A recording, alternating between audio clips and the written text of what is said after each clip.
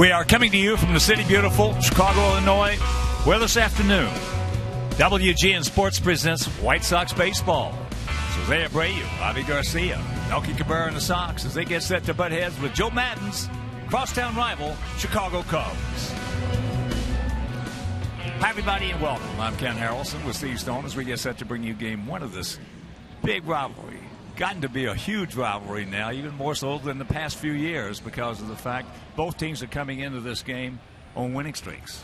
Well, certainly the Cubs have been red hot. They've won 13 of their last 14, but they've won 7 games in a row, and they're doing it with a lot of offense, some pitching. We'll take a look at exactly how they've done it. Hitting .259, they've scored almost 6 runs a game.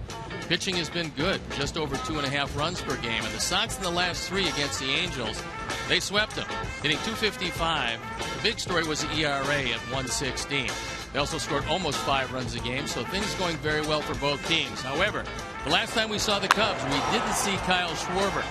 Hit a couple of home runs yesterday, and the Indiana product has been just unbelievable. He's got power to all parts of the field. You take a look at what he's done over the last 14. You can see it, 288 with 5 home runs, 14 driven in, scoring 15, walking 8 times, so he does take his walks. He's going to be pretty tough today for Jeff Samardzija. That is some kind of resume that young man's compiling right there. But he's going to have to dealing with Jeff Samardzija. Jeff Samardzija goes to the mound hoping for a rebound after a couple of very tough outings.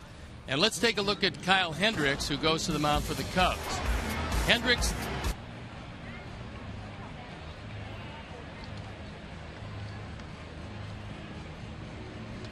When we looked at him, Hendricks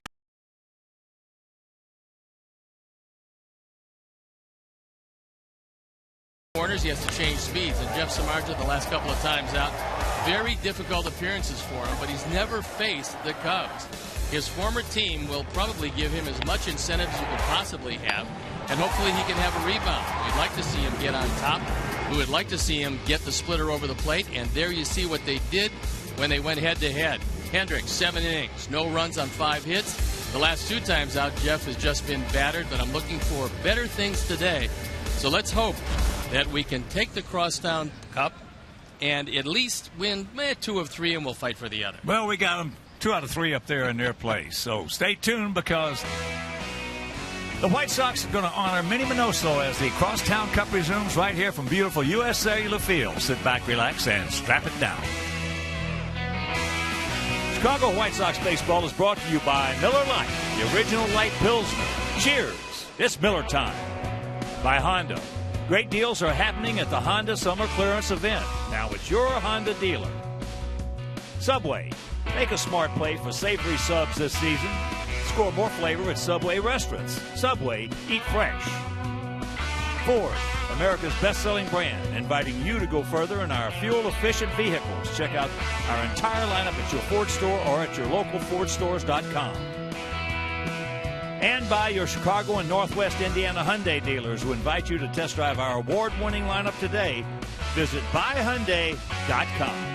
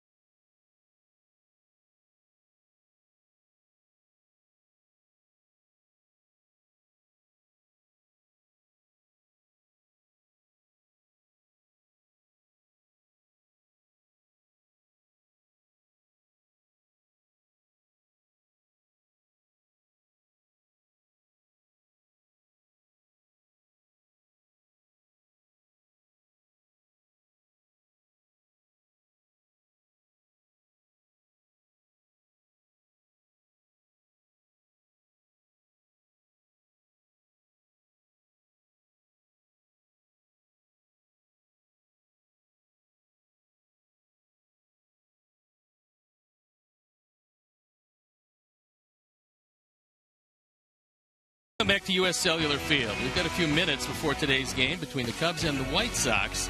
And the Sox sweep of the Angels kick-started their hopes of re-entering the AL wildcard race.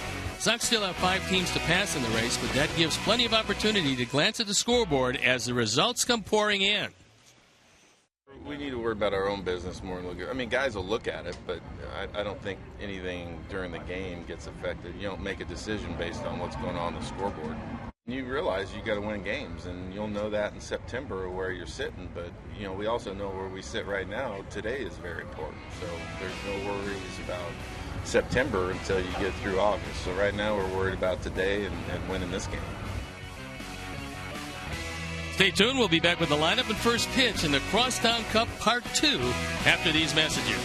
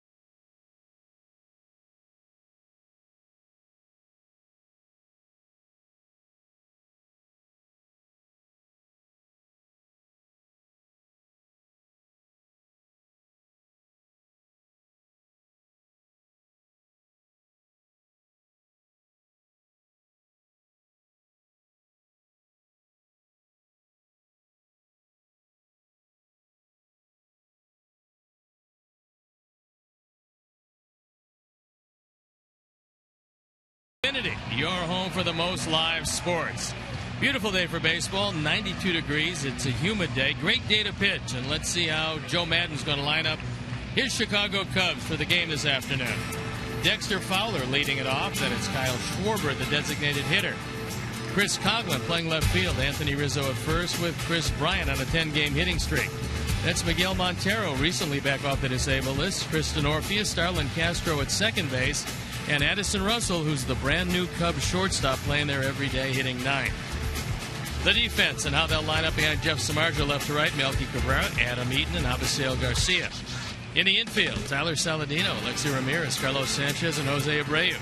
Giovanni Soto with the nod behind the plate, and Jeff Samardzija on the hill, trying to bounce back from a couple of very tough outings. He's 8-7, his ERA up above 4.5 on for his 24th start of the year. Opponent's hitting .266, but the control has been great. 31 walks, 115 strikeouts.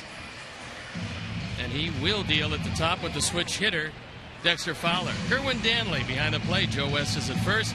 DJ Rayburn at second, and Clint Fagan is at third. So we're ready to play baseball. Sox lead the series 2-1 this year. And it's time for me to turn it over to my play-by-play partner, Ken Harrelson. All right, Steve, thank you. And once again, good afternoon, everyone, and welcome to White Sox Baseball right here over WGN Sports. So happy you could join us for the first of this Crosstown Cup Series. Dexter Fowler. Dexter takes first pitch strike. Fowler hitting at .240. 12 homers. He's driven in 32. Fowler has faced Samardzija 18 times, has 4 hits, one of which left the park.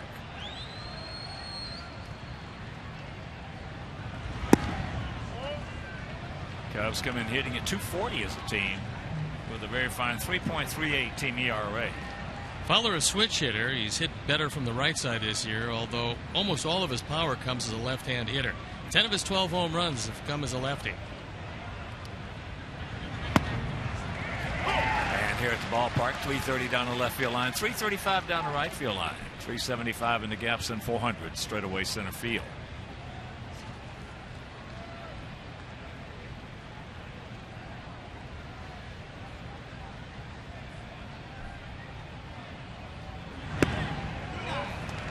2-2 the count. Both teams are honoring their departed stars. Minnie Minoso for our Sox, Ernie Banks for the Cubs, and the uniforms are the late 50s, 59 for our Sox, probably 58 for the Chicago Cubs. That's why they look a little different as you watch both teams today.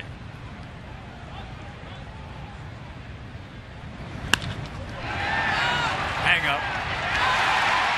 Ball gets by him.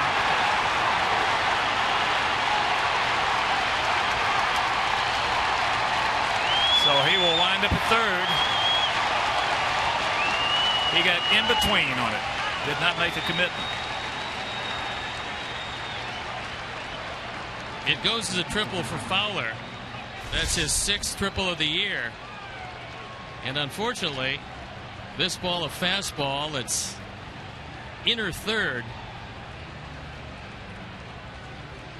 If you can't get to it, you got to find a way to get your body in front of it. And Avi didn't do either, and it cost him a 3-base hit. Well, if he made the commitment, he could have got to it. He just stuttered that one step, and that was enough.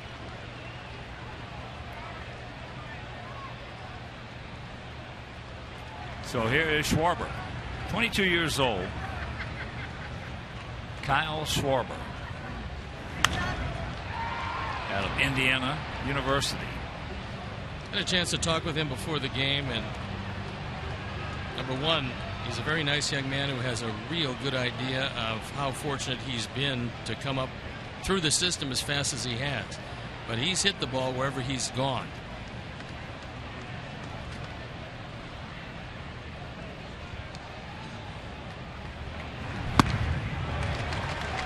As a rule, when you get young, strong, left-handed hitters coming up, you have got to pitch them inside and you've got to pitch them up. It's exactly what the league's been trying to do with him. However, when you miss, he's strong enough to take it out any part of the ballpark. Well, he's a good mistake hitter, and that's what it takes to be a good hitter. You're not going to be a good hitter in the major leagues hitting pitchers' pitches all the time. And I talked to him about getting up as quickly as he did. I said, did you have any idea in spring training you would be here? He said, maybe next year. Certainly not this year. But he got his opportunity, and he certainly made the most of it.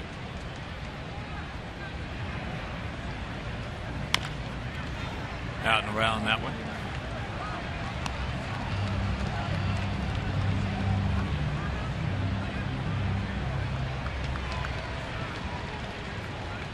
He asked me how Carlos Rodon was doing. I said he's doing great. They were teammates for Team USA. He, however, did not catch him. But he said they got along very well, and he wishes Carlos the best. That pitch just a little bit low.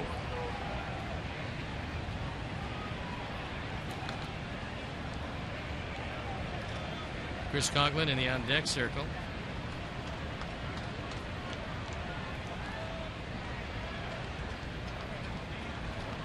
Two-two pitch. Just muscled out into left field. So here comes Fowler, and he will score. It's 1-0 Cubs. Schwarber did a pretty good job on a high inside fastball of being able to take it the opposite way. That's just his first sacrifice fly of the year. And Samardzija made a good pitch, but couldn't get the ground ball or the swing and a miss that he wanted. So 1-0, and for Schwarber, it's RBI number 26. That's in just 31 plus games.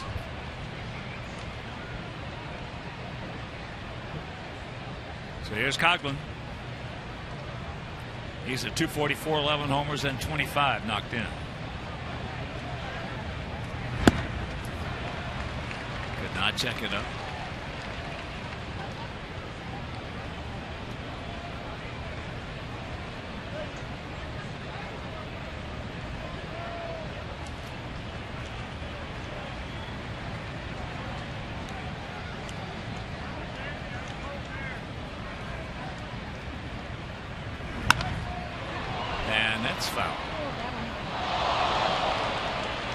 And throughout the game today, we're going to be showing you some highlights of things around the ballpark, stats in the outfield,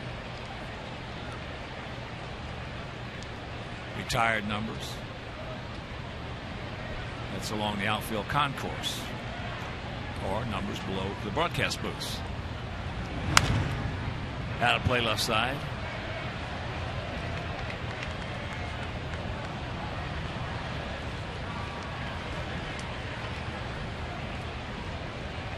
There you see everybody wearing the number 9 to honor Minnie Minoso.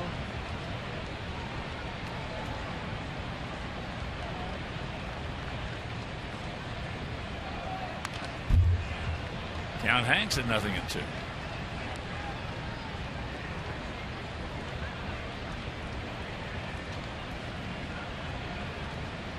Outfield straightaway. Coughlin, you might remember, was the Rookie of the Year when he played for then the Florida Marlins. Has resurrected his career here with the Cubs. There you go.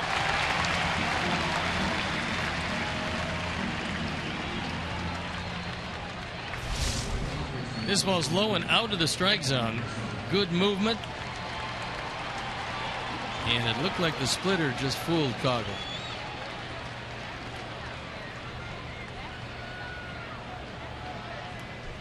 So here's Rizzo.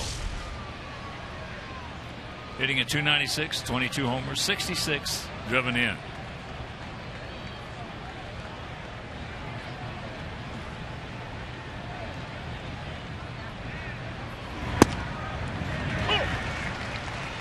Takes first pitch strike. Rizzo is right on top of home plate. When he first started, he had a huge hole inside, and professional pitchers really exploited that. But these days, he's pretty much covered it up in there, and he can get around on a fastball if you miss.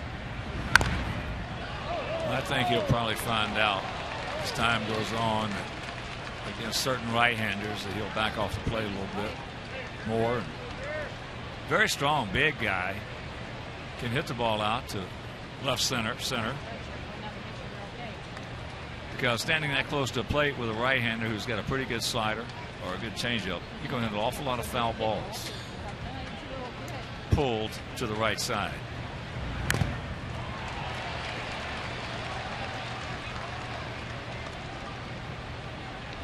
There you see what he's done the last 14, hitting .417. 6 home runs, 15 driven in, 12 scored on 4 doubles. And well, everything's contagious, and these guys right now are in a contagious, very positive contagion, so to speak. That's up high. It's the old saying, it's not who you play, it's when you play them.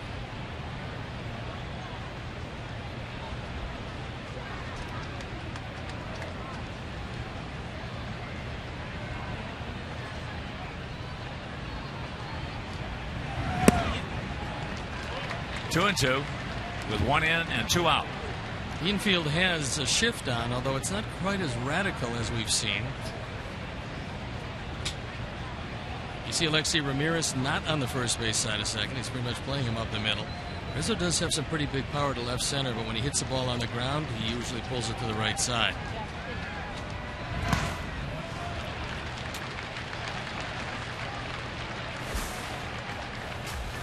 That's what happened on a 7-game winning streak.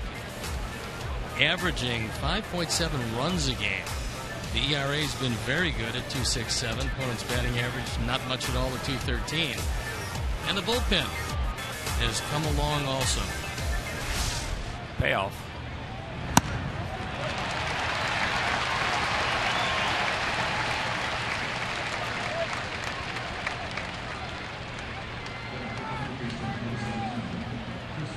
So here's Chris Bryant. Rizzo's a big guy, and Bryant's even bigger.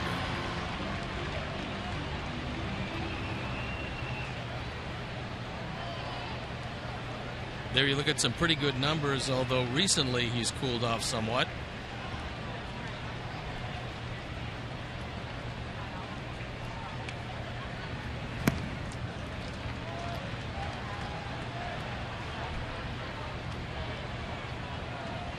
Although Brian has struck out a lot, struck out 136 times, he has drawn his share of walks. He's walked 60 times. That's not bad for a first-year player. And during his 10-game hitting streak, hitting .333.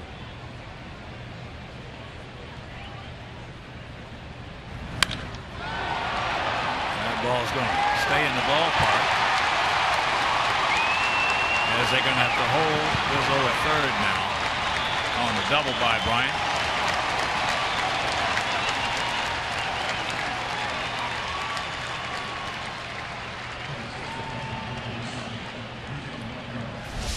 He hit this one with a lot of overspin. This is a fastball, and it's right down the middle. And fortunately, it did have overspin on it. Otherwise, it goes out of the ballpark.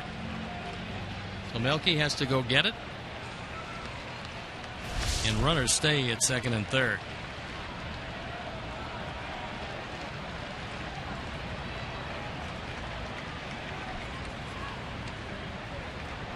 So here's Montero, 231, 11 homers, and 34 knocked in. Soto kept it in front of him.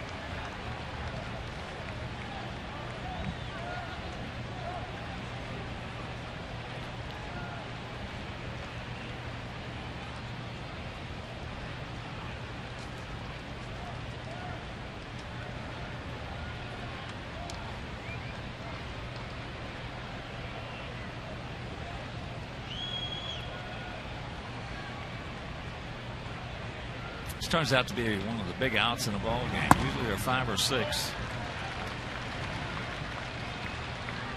They're crucial.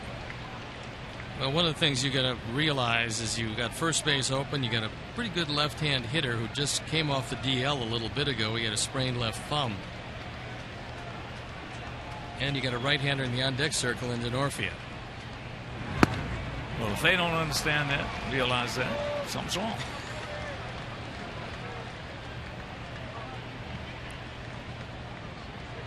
Montero hit his second career walk-off homer Wednesday night. It was against Colorado.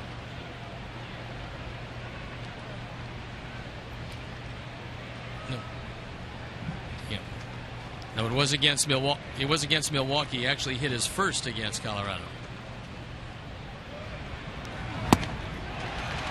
2-2. That one he rushed up there at 97, so he's reaching back, getting a little something extra.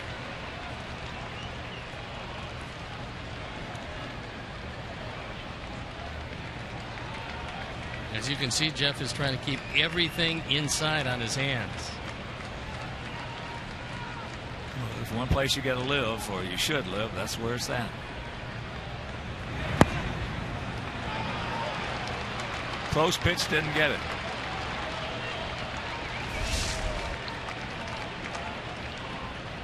This one, the splitter, just drifted off the plate.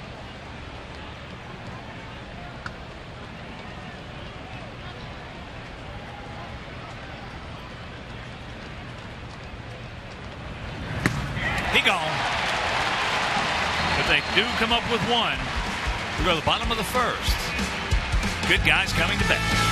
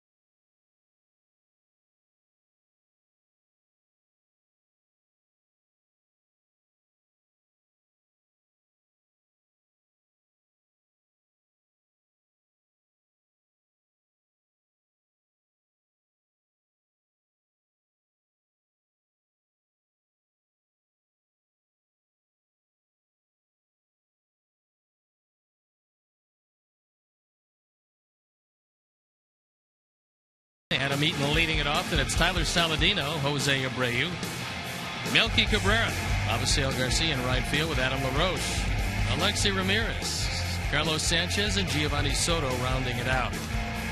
The defense, and now they'll line up behind Kyle Hendricks left to right. It's Coughlin, Fowler, and Denorfi in the outfield.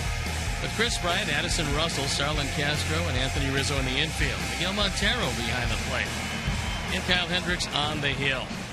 Record 6-5, his ERA more than respectable at 3.73 on for his 23rd start with a complete game. Opponent's hitting .249, which is just about 9 hits per 9 innings. And he's a control specialist. Moves the ball in, out, up, and down. In fact, talking with Chris Bosio, pitching coach and a very good one of the Chicago Cubs, he said what he's trying to do with Kyle Hendricks is what our fans have seen Jose Quintana do, which is when he gets ahead of some hitters, throw face-high fastballs. He wants him to elevate a bit more than he's been. And if he does, he'll be even better than he has been. Well, hitters hate that. Hitters hate seeing two-seam, all of a sudden, poof, four-seam up. Yep. They hate it because it gives you just a fraction of a second of a pause. And before we show you our picks to click, you at home select yours. Adam hitting at .266, 9 homers, 28 driven in. Back on July 10th, he was 0 for 3 against Hendricks. The big gap, if he can get an off-speed pitch, is in right center field. You got Fowler a couple of steps over. As we pan around, we show you the defense.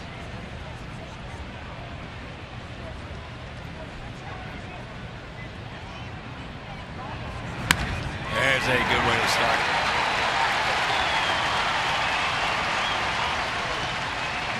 Got that pitch up and out over the plate.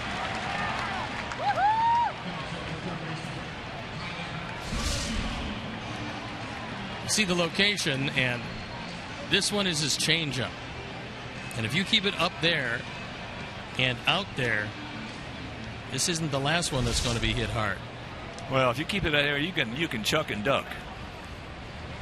Yeah, bad location. Decent velocity, bad location.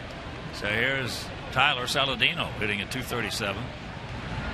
3 homers. He's driven in 8. Takes ball 1.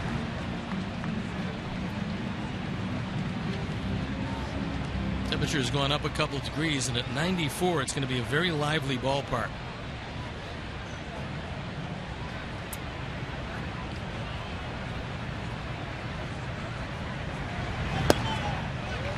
Two and 0.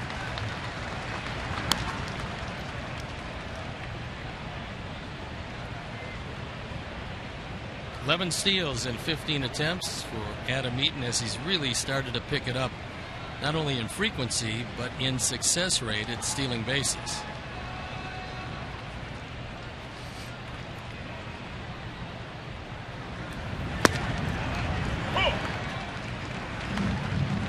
That pitch, well, let's put it this way, went Hendricks' way.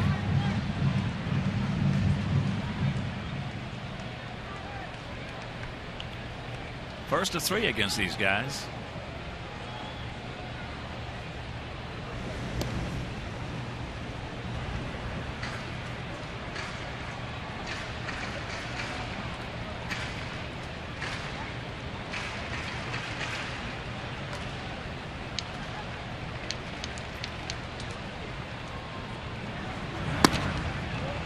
And the count 3-1. Don't help him out. Abreu on deck.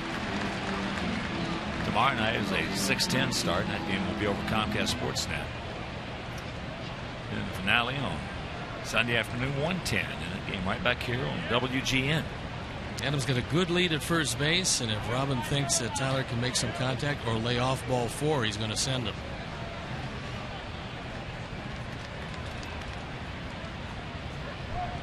Long set, too long for Tyler.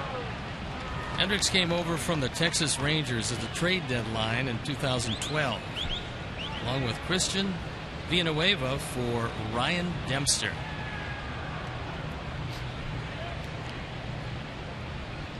Ryan Dempster doing a great job in MLB. He is indeed. Having a chance to talk with him the other night.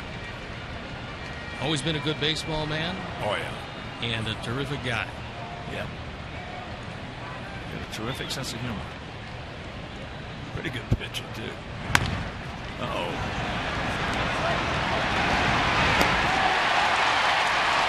Two down.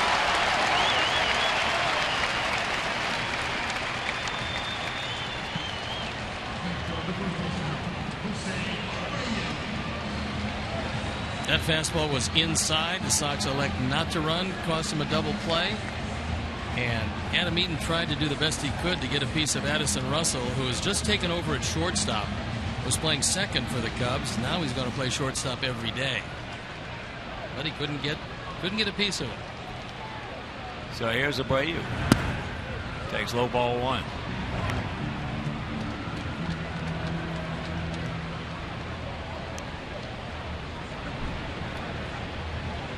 Yeah, that was a big pitch in the scheme of things right there. 1-1 to count.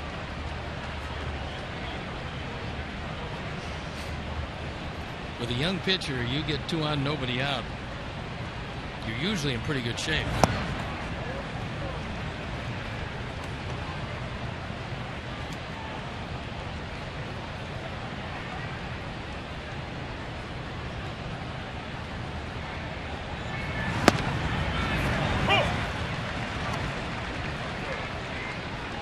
Two and two. Melky on deck.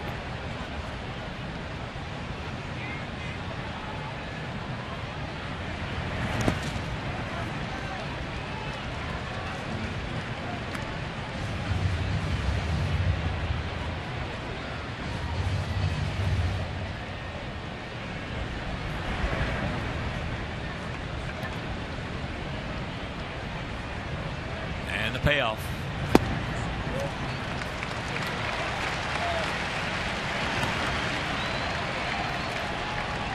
So here comes Melky.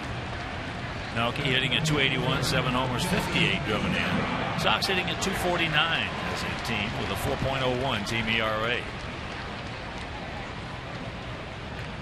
That's a very rare walk on the part of Kyle Hendricks. Just the 28th walk in 129 innings. He didn't walk anybody back on July 10th against us.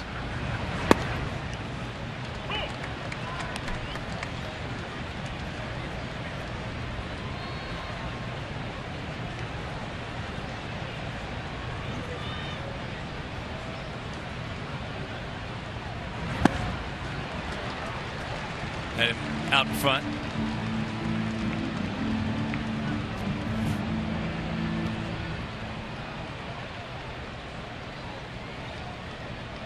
So 0-2 the count to Cabrera.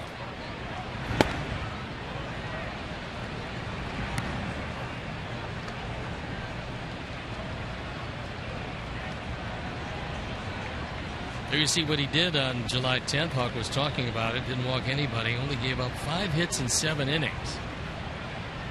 And he was pretty tough.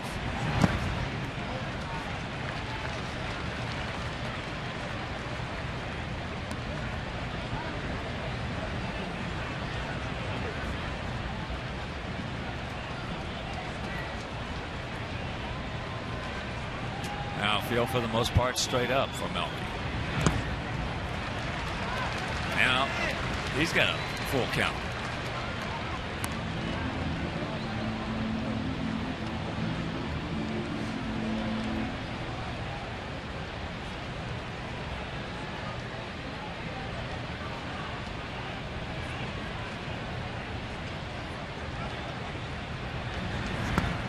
And that's ball 4. So a 2-out, 2-on. Let's check out our picks to click this afternoon. Manjo, our director and crew. Well, A1's Alexi. Steve's going with Adam Eaton. And I'm staying with Hosses. Mike Maz and his crew. Mike Spadali and his crew. We're going to go with Carlos Sanchez. Also JJ. Just watching in today. Montero goes out to the mound because it's very rare that Hendricks will walk back-to-back hitters. But walk him he did. Yes, he did. Setting it up for Avi, who's been hitting the ball with authority lately. Avi at 264, 11 homers, 43 knocked in.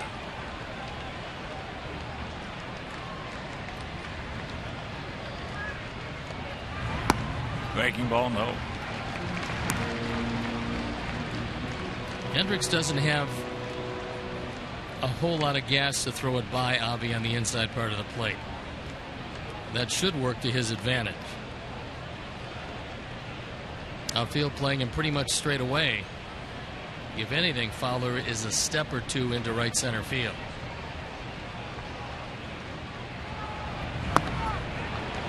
That one at 88, and the count evens at 1.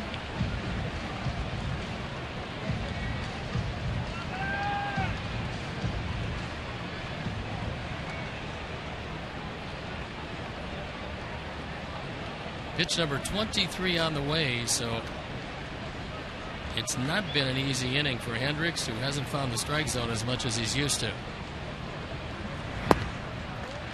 Now advantage goes back to Avi at 2-1.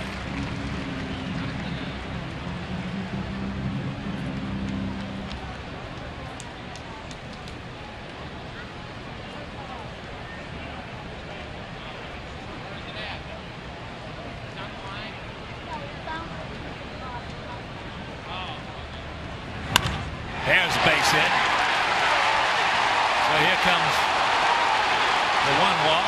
Now they're going to wave him around. And here's the throw. Oh, safe.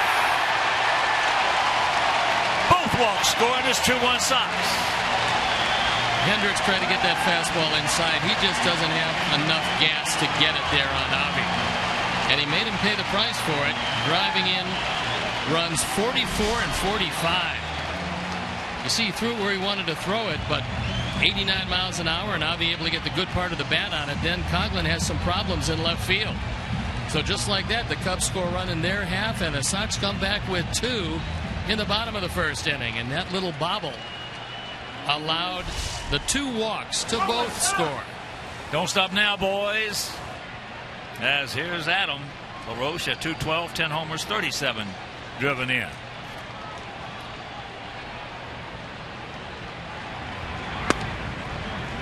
Takes it right there.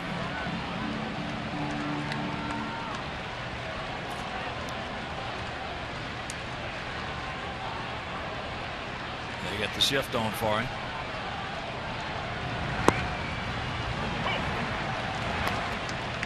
Had a little piece of the zone and the count 0-2. Our Sox come in 5 games back in the wild card. A few teams, however, between us and the top spot. The Cubs second in the wild card. They've got a 4.5 game lead over San Francisco, 7.5 over Washington.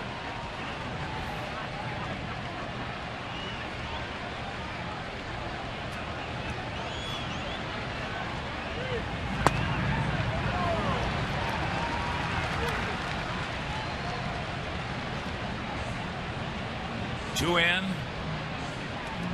2 out, 2-2 the count.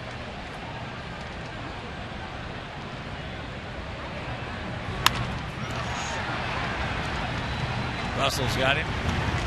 But the wildness of Cal Hendricks. Both walks score, and we lead it 2-1.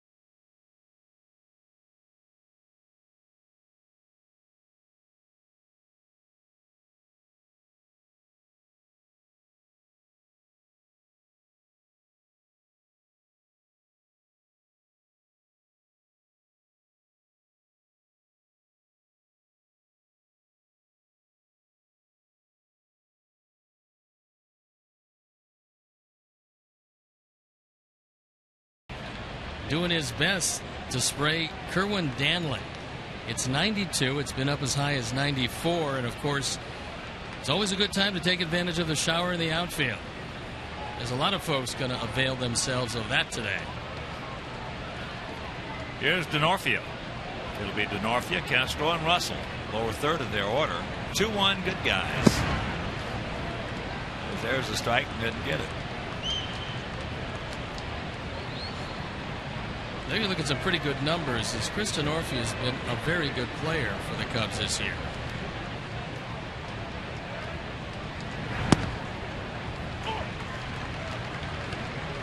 That evens the count at 1. Yeah, it's hot down on that field. Wow.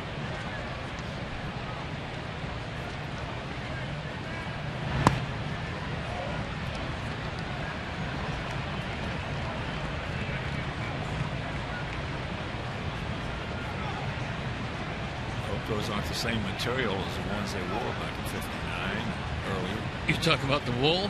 The Woolies. No, it's not the same. The Woolies. You know, and they got heavy as you went on through the day with the sweat.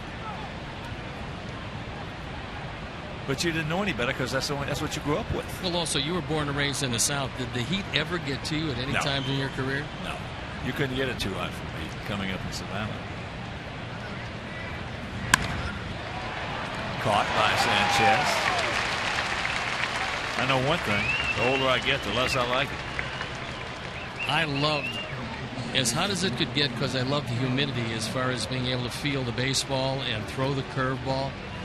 To me, I always felt if I stayed in really good shape, that was an advantage I could have over a guy maybe wasn't in as good a shape. He would wilt before I would, but I just loved the feeling of that high humidity and high heat. Here's Castro, Starlin. At 237, 5 homers, 46 knocked in. Well, we had a rule in the American Legion ball there. It wasn't a pitch rule, it was an inning rule. 3 innings. That was it? Yeah. For pitchers. Wow. Had to be a certain temperature, you know. I think it was 95 and up.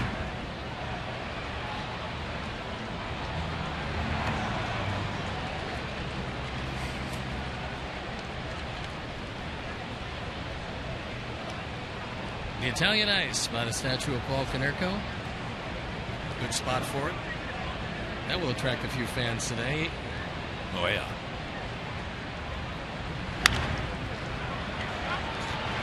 Oh, nice little bounce.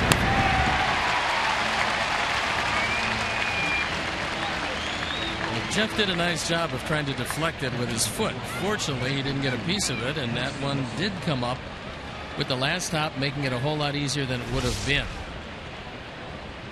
Castro if takes it it back stayed up down, it would have been a little tougher. It hit the lip just where the grass meets the infield dirt, and then came up to him. He throws out Castro by plenty. Here's Addison Russell, 21-year-old shortstop. 239, 7 homers, and 31 knocked in. And the Cubs feel that this man is absolutely their future. That's why they moved him to shortstop, and they're going to keep him there just about every day.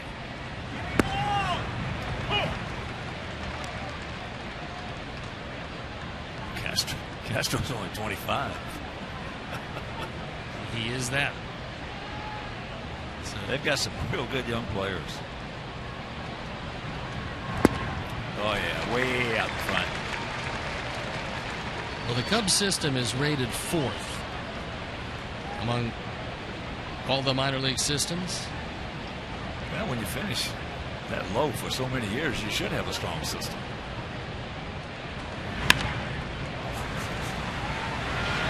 Got a lot on it. Yes, beautiful play. Alexei. 1-2-3 inning. We'll go to the bottom of the second. 2-1 Sox.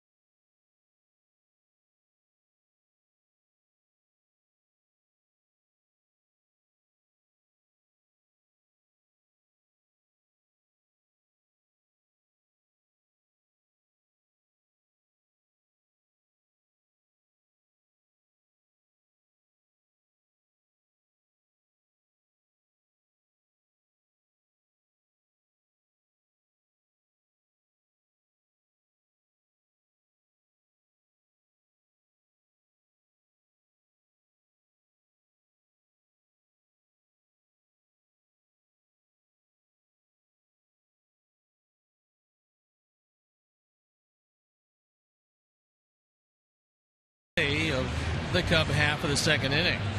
Alexei ranging to his right. Good strong arm on the off-balance throw. Gets it across in time. Beats him by a full step. Speed Replay is brought to you by Xfinity, your home for the most live sports.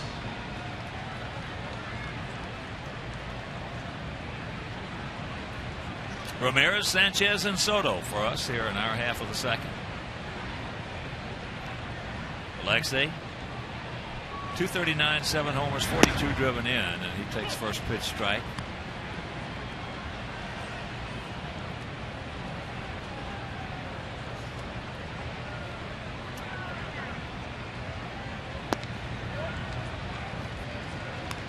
Yes, sir. This is one of those days that if I was an umpire, I would tell them as they came to the plate, boys, swing the bat. If it's high enough or low enough, it's probably going to be called a strike. You can understand it with all that gear and the umpires standing out there all the time. Don't have a chance between innings to well, they used get to a tell break. us that. Yeah. Not anymore. Yes. One down.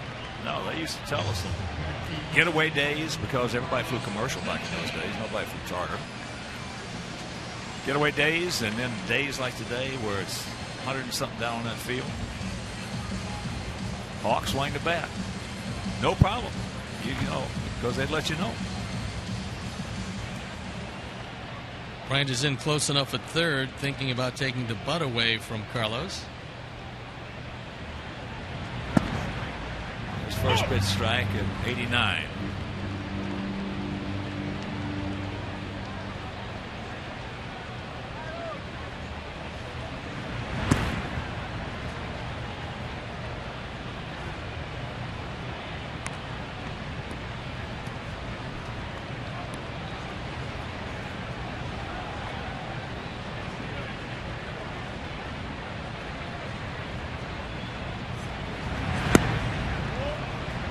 Two balls and a strike. Fowler once again a couple of steps to the left of center field with a big gap in right center.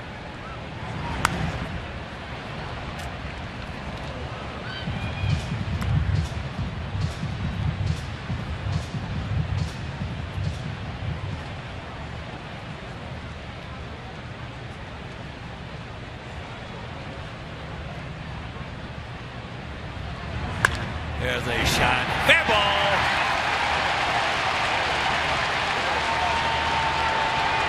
So he will pull up at second. That's his 15th two-bagger. So Mike Mazza and his crew, Mike Spadali and his crew, J.J. Shura, and all the great folks at Ditka's picked the clip.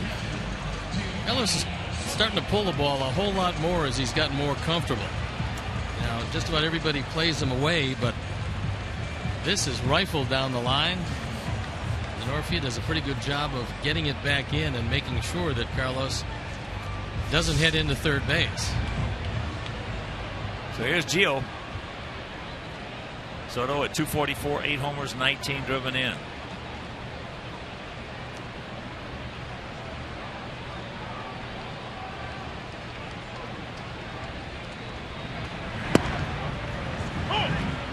Takes it right there.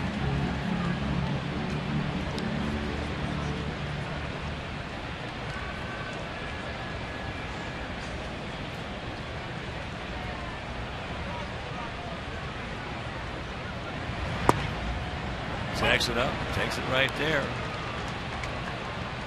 0-2 the count. Got a fastball and a straight change, both in the zone.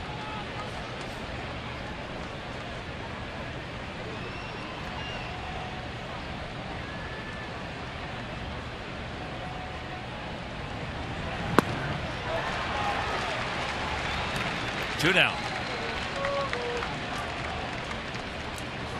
Here's our Xfinity's fundamental area devoted to young White Sox fans, providing them with the opportunity to learn fundamentals of baseball from Chicago White Sox Training Academy coaches.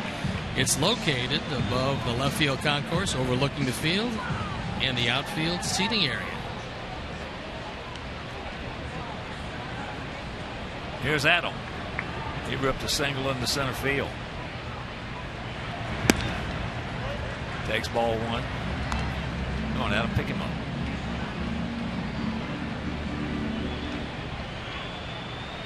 The Cubs' best arm is on the bench, Jorge Soler. Fowler with a pretty decent and accurate arm in center field.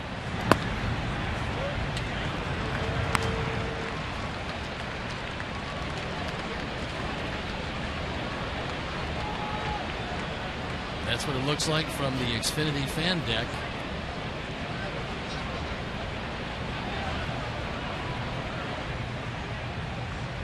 Tyler Saladino on deck. And there it is, a strike. Top of the zone. It's about almost the same pitch. He just tattooed for that single. First time up. Last 20, Adams been turning it on, scoring 18 runs in 20 games.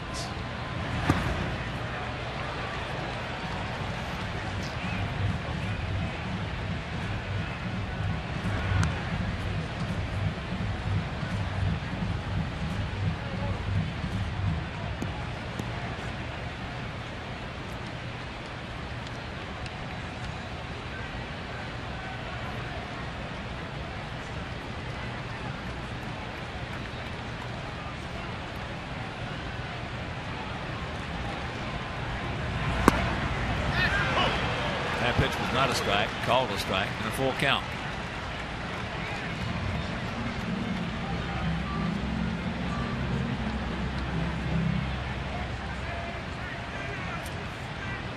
Well, they're talking about Tyler Saladino on deck. What they're going to do here on 3-2.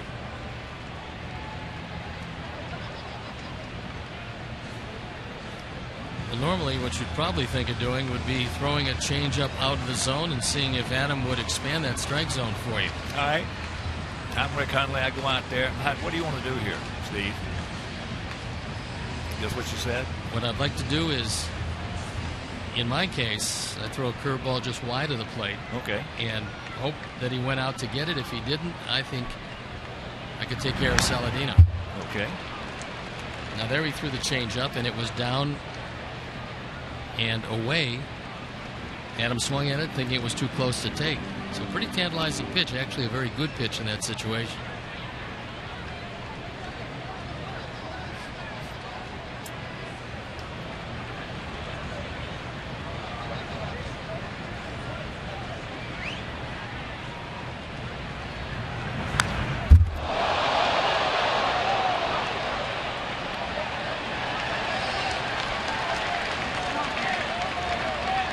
Full count. Yeah, hitters sometimes outgun themselves. If you're swinging the bat good and you get somebody behind you that's not swinging the bat good and it gets to 3-2, then all of a sudden you start thinking, and that's that manager will send either the pitching coach or he'll come out or send the catcher out there just to let you get your wheels turning a little bit more. Unfortunately, nobody was hurt as that one went into the seats above the dugout. Payoff. And there's ball 4.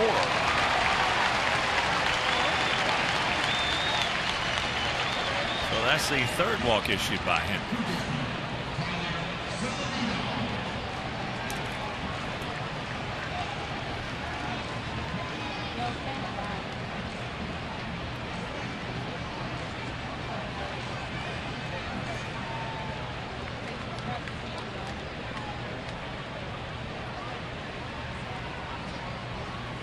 Here's Tyler hit into a 4-6-3 double play. Coughlin is way off the line in left field. In fact, just before the pitch was on the way, he actually moved further to his left. Here comes Bosio.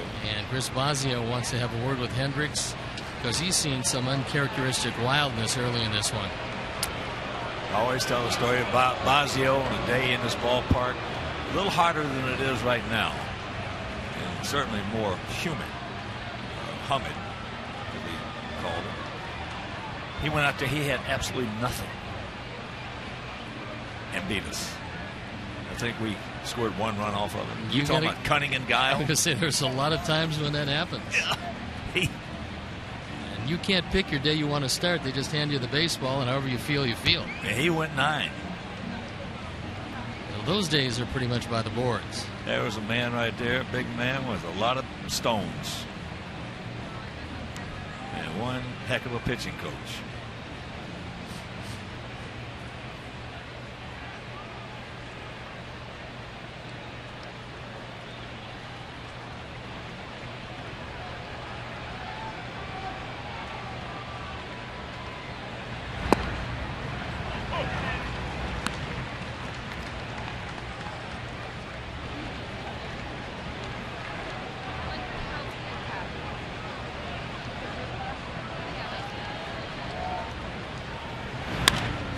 In the hole. Good play by Russell.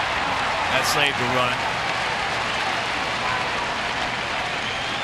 So that load him up for Abreu. Addison Russell came over from the Oakland Ball Club in the deal that sent Samardzija and Hamels to Oakland. Billy Beane was trying to win it last year. The price was the man you're looking at, Addison Russell. Going to be a shortstop for a long time for these Cubs. Abreu walked and scored last inning. He walked with 2 out, nobody on.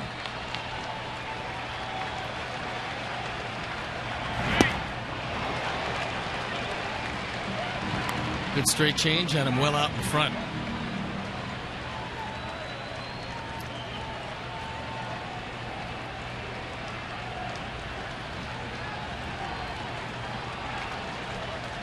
Pretty decent speed on the base pass for the Sox. Aiming right at him with that one. Fastball at 89. And the count 0-2. Career with the bases loaded has been very impressive for the big man.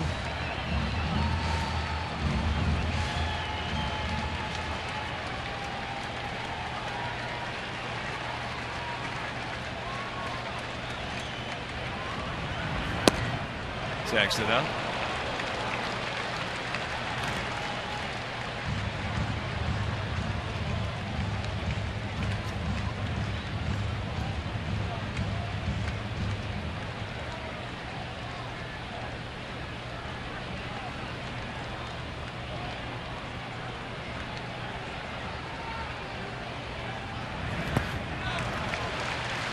Turned out to be a good block by Montero because that one would have cost a run. 2-2.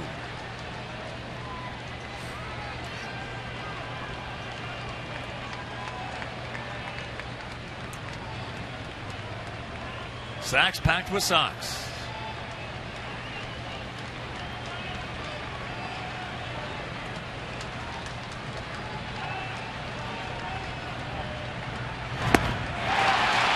Big strikeout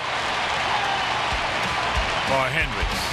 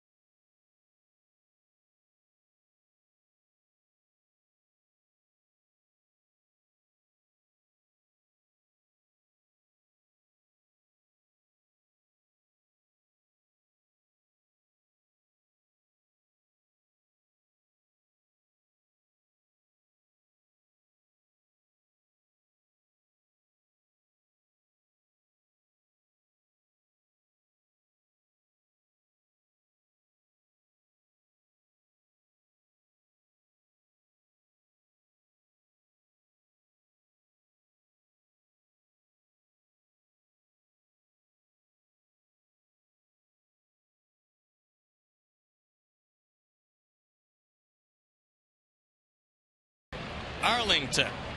And Howard Sudbury has got something to tell us about the Arlington Million, and when's it coming up and what time, Howard? How about tomorrow, Steve? It's going to be a big day. The International Festival of Racing at Arlington, featuring the Arlington Million, presented by Liftmaster. We have 5 huge races building up to the Arlington Million. Post time for that is about 5:30. Horses coming in from all over the world, the top jockeys. We have live music, entertainment, so it's a great day. And for our fans out there, the one thing they probably are asking right now is, can you tell us who's going to win or give us a long shot? I can tell you who I like at this point. Maverick Wave is a horse from Great Britain that I'm looking at really hard, and another horse by the name of Big Blue Kitten. No guarantees. If they lose, don't try to find me out there to get your money back, but I think they'll run well. I heard David Kaplan talking about Pizza Man, I believe, was the name of the horse. The Pizza Man is an Illinois-bred horse, local ownership from people down on the south side, and he's good. He's getting better all the time. I don't know if he's good enough to take on this competition, but he's earned the chance, so we'll see. But he's going to be about 8-1, so I like the name. I like the people. He's the home team. And Howard, how long have you been with Arlington? I know that you did a lot of television. I know you've stood behind this mic a number of times, but how long now with the Arlington Racecourse? Well, interestingly, I did shows out at Arlington back in the 80s when I was in TV, but I've been out there full-time now 5 years, so it's a lot of fun. I get to pick some horses, pick some winners, make a bet now and then, and talk about the great racing. So tomorrow's going to be super. Howard, thank you very much, and hopefully you guys will have just a big day at Arlington tomorrow. I hope so. Big weekend. Good to see you and Hawk all the time here, and glad to come down to the ballpark. Dexter Fowler with his second hit. That's the double. His first one was with triple, if you're just tuning in. Howard, always great to see you, buddy. Look terrific. So Fowler, who tripled and scored in the first inning, picks up his 19th double. Talking to Dexter before the game. He said he's just getting ready to get this thing warmed up a little bit. He has been swinging the bat very well.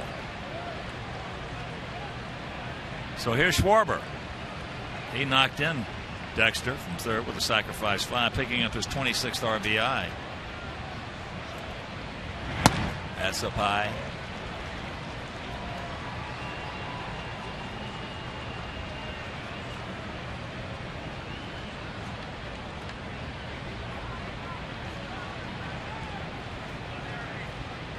Just 22 years old.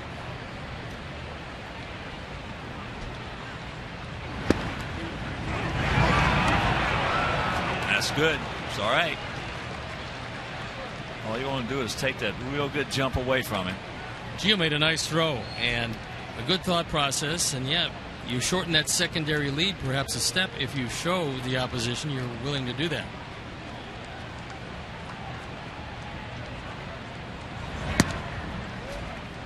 Two and one to count. Gio got rid of this very quickly. Fowler got back. Now, do you ask a 22-year-old in his first go around the major leagues to try everything he can to pull the ball here to move him to third? You shouldn't have to. Shouldn't have to even think about it. But managers are generally what they'll do. Not so much in Joe Madden's case. But a lot of managers, they'll let the guy play for a while, see what he knows about the game, see what his acumen is, see if you can let him hit 3-0, if you can let him hit away with a man on second, nobody out.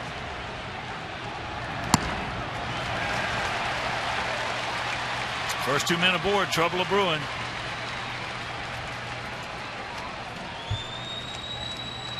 That's in so out. Chris Coughlin.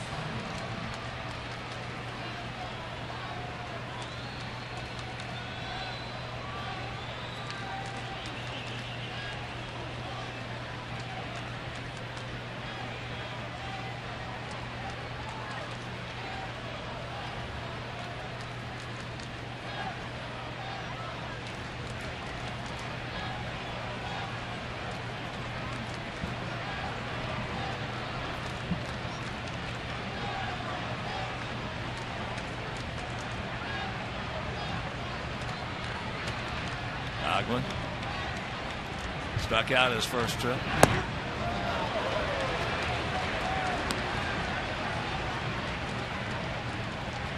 As you can see, the Cubs are right at league average and the Sox are 6 points over.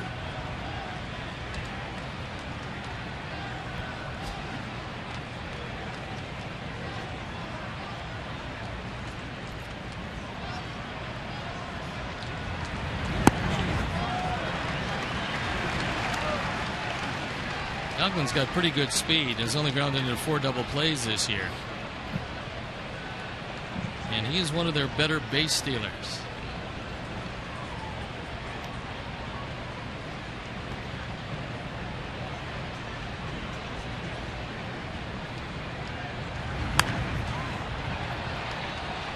But he got a good pitch to hit and was underneath it. So 2-1. You see the location on the Xfinity pitch tracks. It's right down the middle.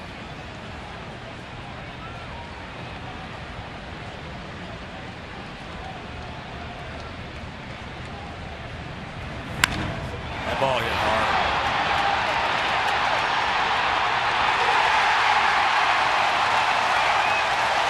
It's 4-2.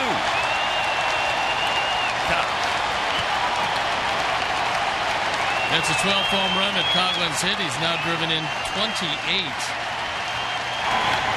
And for Jeff, he's given up 18 home runs. That leads the staff in that dubious department. And that one a no-doubter. We told you it'd be a very lively ballpark today with all of this heat and humidity. And just like that, the Cubs have taken the lead. This one settles down and over the plate, and Coghlan just waits back long enough and gets a good part of the bat on it.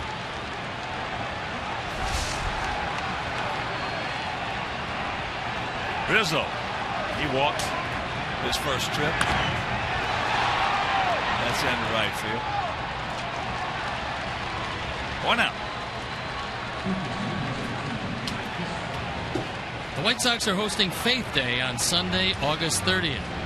Chicago's own Vertical Church Band will be playing a pregame acoustic set, so stick around after the game as Adam LaRoche and other players discuss their faith. To purchase specially priced tickets, visit whitesox.com/faith. So here's Bryant. He had a humpback line drive for a double. There's that slider strike.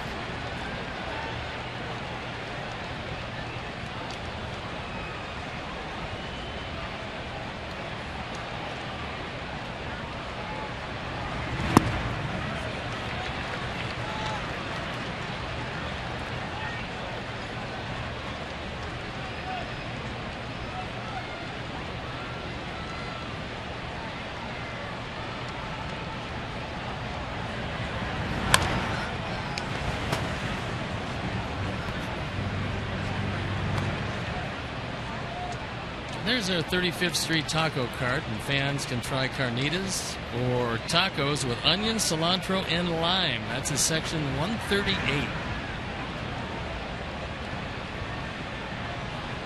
Once again, the 0-2 wants it upstairs.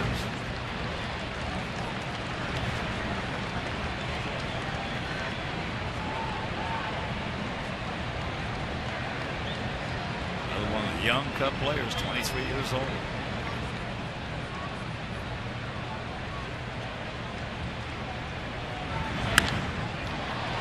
That's in center field. 2 down.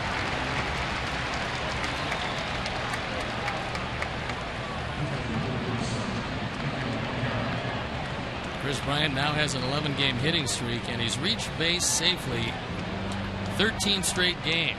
The longest active streak, Nelson Cruz of the Seattle Mariners, who we'll see on this next road trip. He's reached base 24 consecutive games. So here's Montero. He struck out at the end of the first inning. That's trouble. Got him. Nice play. But the 3-run homer by Chris Coghlan. To the bottom of the third, it is 4-2 Cubs.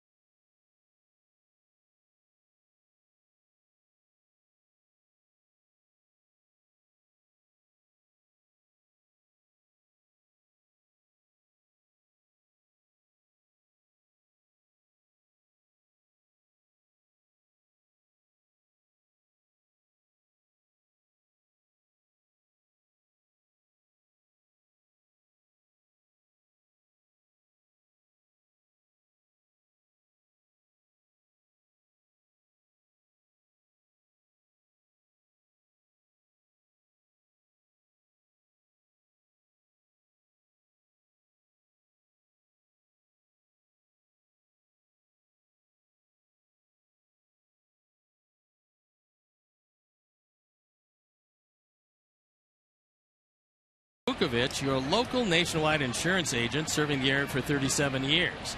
To join the nation, visit jeffvuk.com because Nationwide is on your side.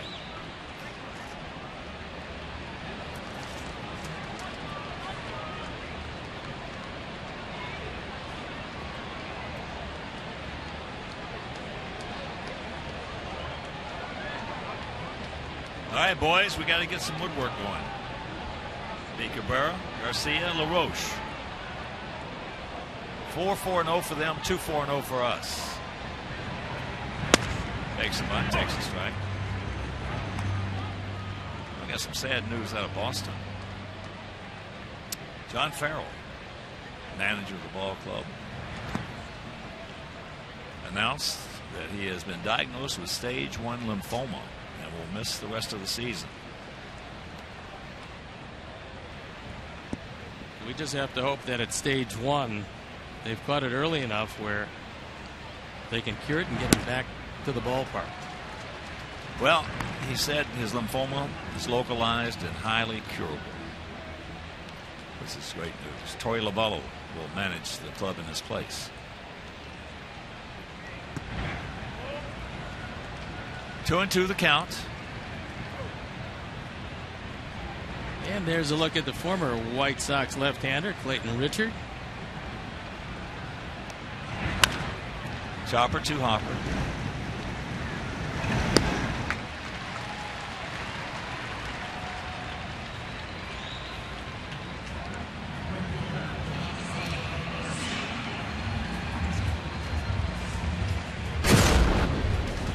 In the first inning, this 2-run double is our Mazda replay. I'll be driving in runs that are 44 and 45 at the time. It gave the Sox the lead 2-0.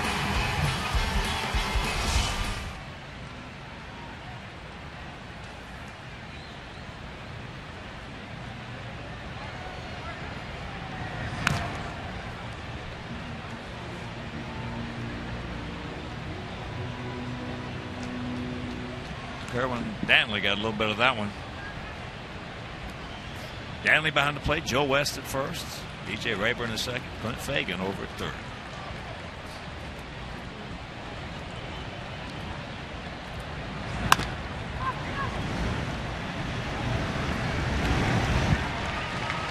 Two down.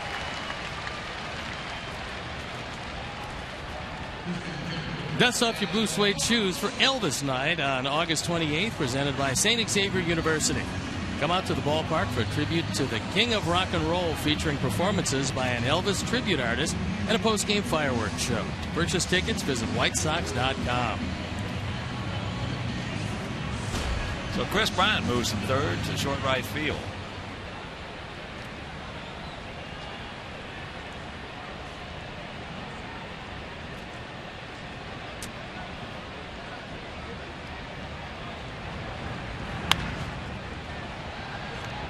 Adam got it out to short. I certainly prefer this type of shift only in that you leave your shortstop with the most room to defend, and that's the shortstop position. Oh! 0-2 the count.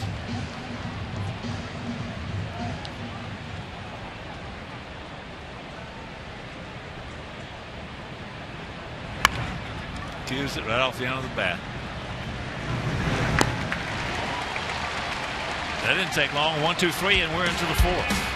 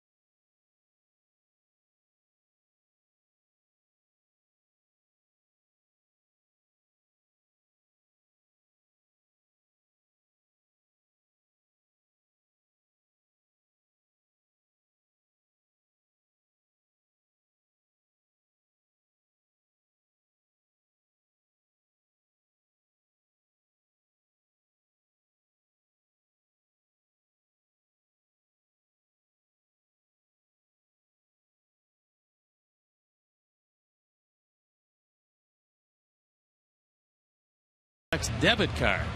Only available at your local Wintrust Community Bank. Go to wintrust.com/White Sox to learn more. Wintrust Community Bank, member FDIC.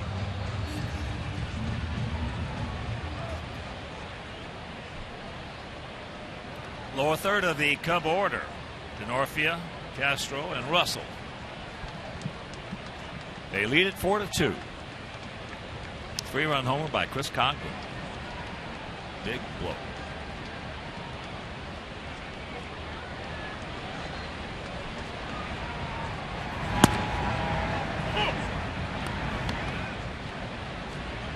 First pitch strike, that one at 95.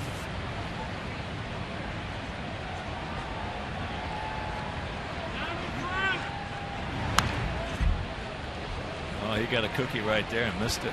Yeah, Denorfia got one right down the middle at 85 miles an hour and fouled it straight back. We'll take a look at the Xfinity pitch tracks and watch where 2 pops up.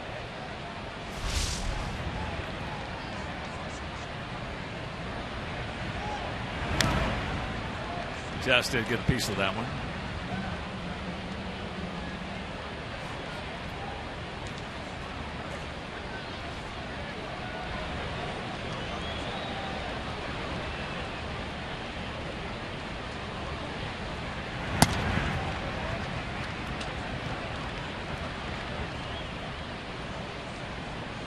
One and 2 the count. The 35-year-old veteran outfielder.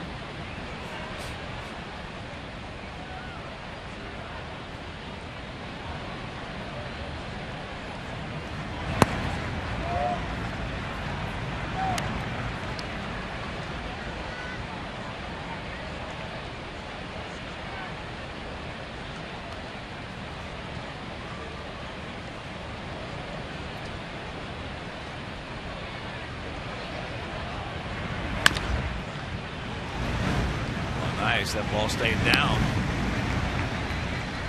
He stayed with it to make the play.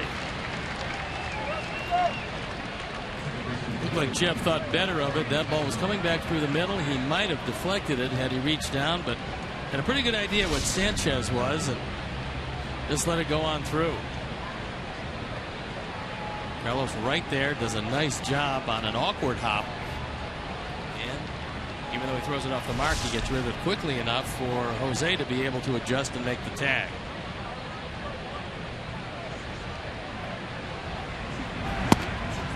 First pitch strike to Castro. Grounded out to Alexa.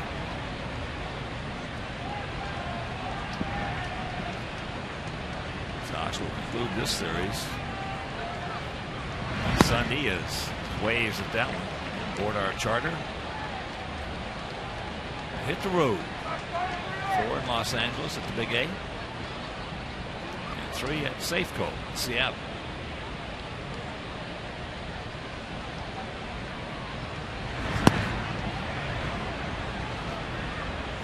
Wasn't too long ago when Castro was the everyday shortstop and leading the league in hits. 207 hits. At 307 in 2011. But every year since then, the number of hits has gone down.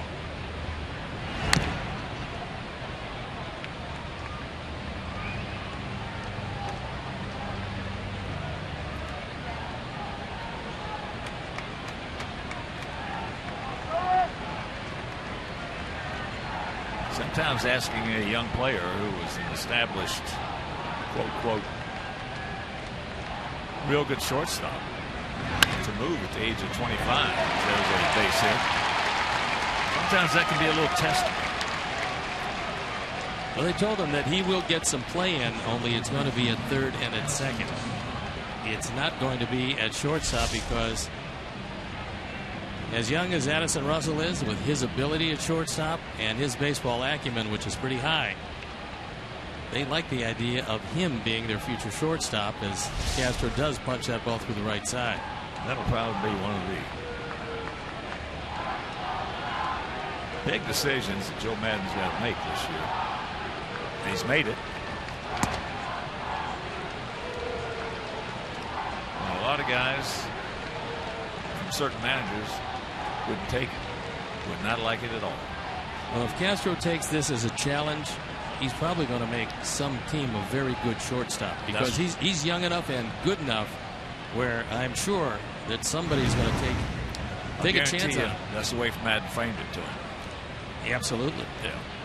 That's exactly what he did.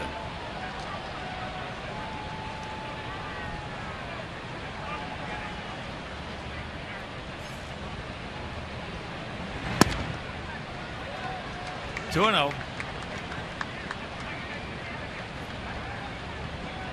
Russell 0 for 1. Alexei made a real good play to get him.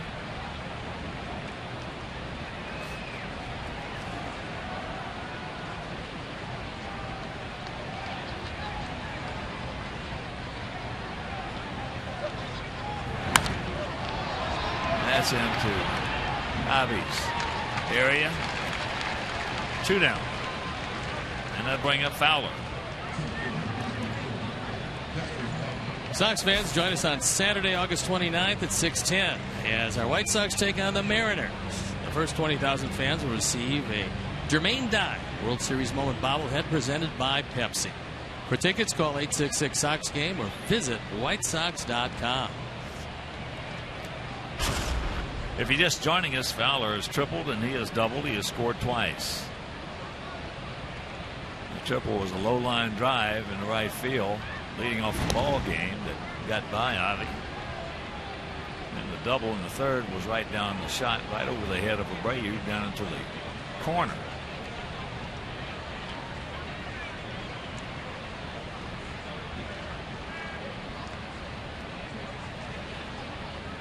There he goes. He got it. Slid right into it on a perfect peg to Giovanni.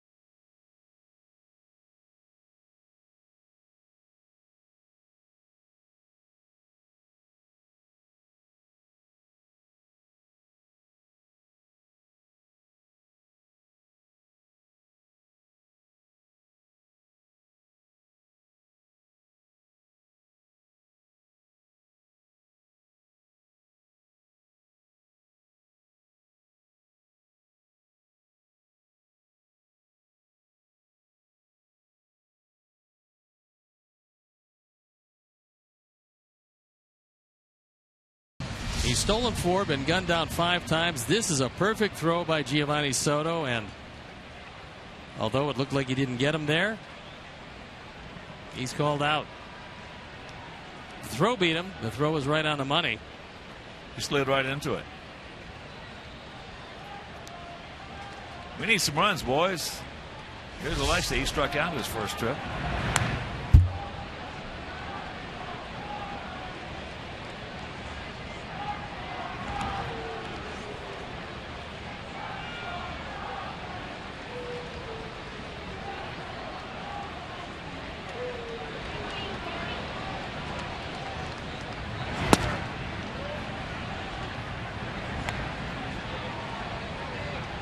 Sox had Hendricks on the ropes in the first and in the second. A 2-run first, but he escaped the second inning. There's a chopper 2 hopper.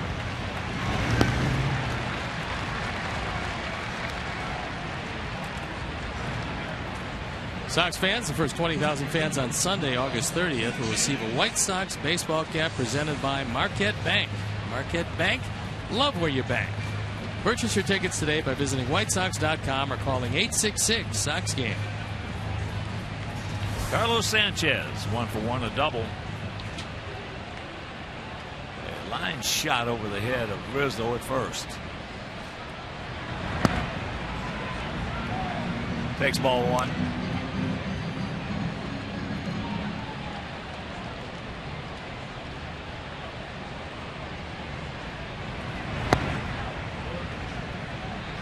Two and 0. Something that Hendricks usually doesn't do is walk people, and that's what got him in trouble in both the first and the second inning. Since then, however, he's been pretty decent, but he's on the verge of walking Sanchez with Soto coming up. That's a whole lot of pitches when you're only 1 out into the 4th inning.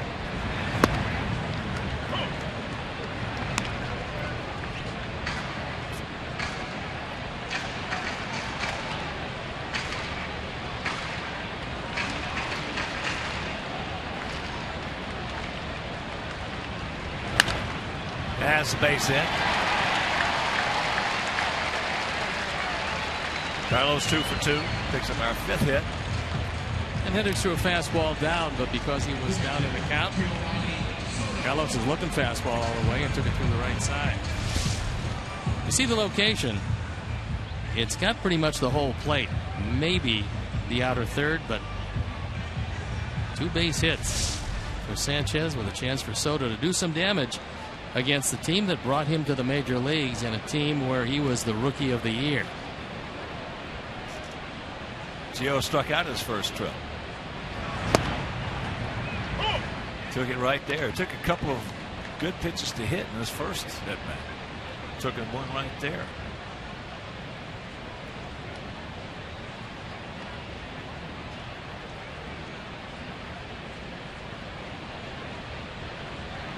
There he goes. Throw is off the mark. He got a running start that time, and that was the fault of Kyle Hendricks. You've got to make sure that that man is stationary when you deliver the ball to the plate. That's heads-up base running by Sanchez. You watch the jump, and you see how he's moving towards second, and then he just takes off. And even with a real good throw by Montero, it's doubtful if they get him. This is the fault of Kyle Hendricks, and something I'm sure Chris Bosio is going to talk about with him. Looked for a second there like it was going to be a delayed steal. Yeah, he just, when he found out Hendricks wasn't paying any attention, he just took off. That'll pick him up. That will pick him up. So the stolen base jumps up and bites him, and it's a 4-3 ball game. Attaboy, Gio.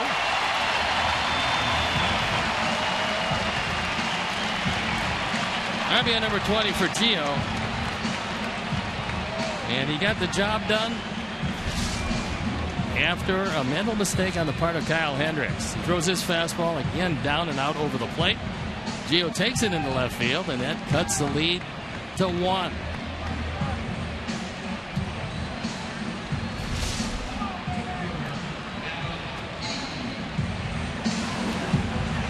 So Mike Mazza and his crew, Mike Spadali and his crew, J.J. Shearer, and all the great folks that Ditka's picked to click. 2 for 2. With a stolen base and a run scored. Here's Adam. That's a bunt. Kicks foul.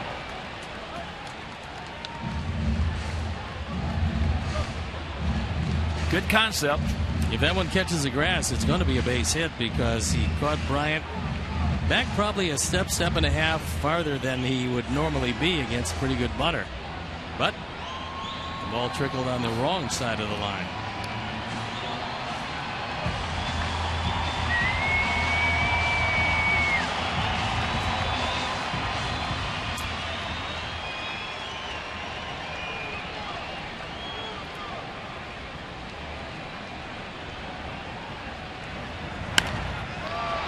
Fly ball hit deep in the left field. Coughlin going back, but he can't get it.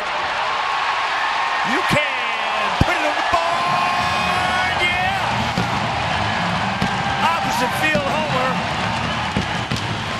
And the Sox lead at 5-4. First. That's the 10th home run of the year, and now Adam Eaton has 30. So Bob, Larry, and Layla's pick to click. 2 for 2 with a 2-run homer and a walk. And more important than that, it's a 5-4 game as Adam just reached out. Didn't seem to get a whole lot of it, but again, on a very warm and very humid day, this is going to be as lively a ballpark as you'll see in the major leagues. And that ball sneaks over the wall. That wind helped it. The weather helped it. And here is Tyler Saladino. Fouls that one away. Tyler, 1 for 2. Hit an infield single. Of course, with that home run, the Alex Snellius family and Christine O'Reilly and White Sox charities hook up again in loving memory of Ursula.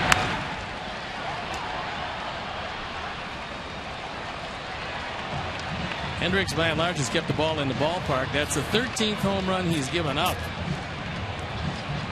in 132 innings.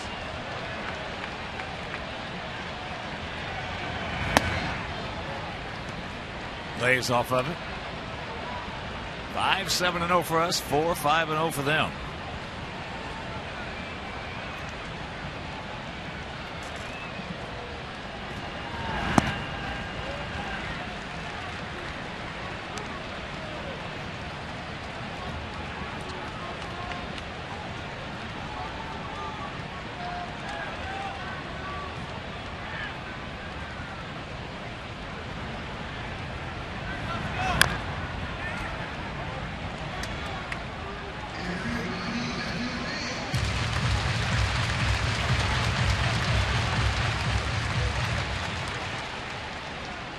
We figured coming in this would be a pretty exciting series,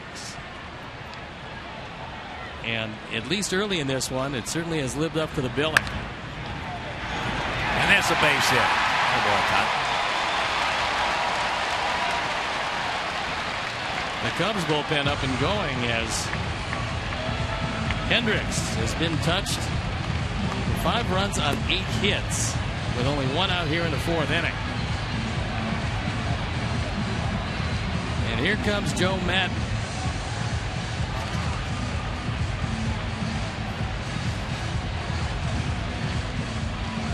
So as Hendricks walks out, we'll step out and be back after these messages.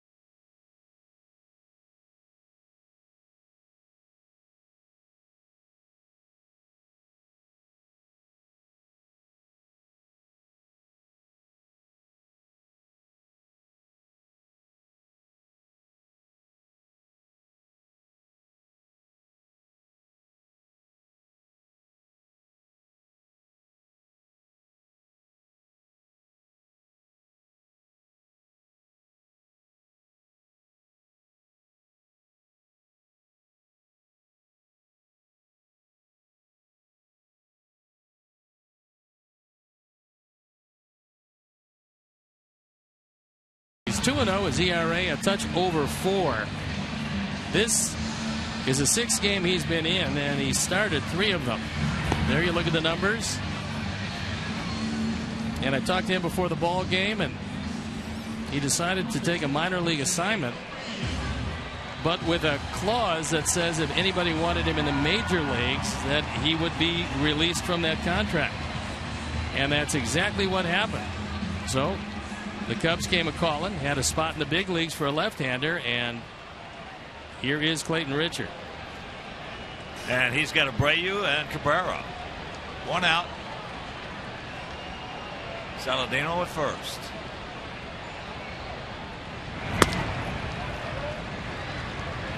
Clayton, nice young man. I was happy to see him. Boy, he went out to San Diego. He really did well for a couple of years there. He is a real good guy. Oh, terrific. Quarterback, University of Michigan. And yet, when he's off that mound, couldn't hit the first baseman. Now, there was a time when he had all kinds of problems with it. It was amazing being a quarterback. Yeah, I was going to say, these days he seemed to have overcome that, but it was a huge problem. Right at the bottom of the zone.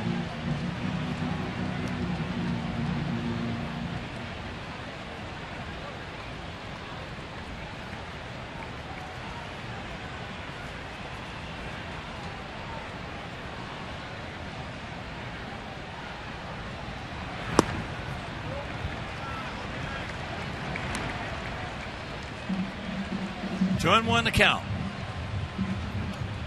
Just joining us, they scored 1 in the first. We scored 2 in the first. They scored 3 in the third. 3 on home by Chris Coughlin. And we have scored 3 here in the fourth.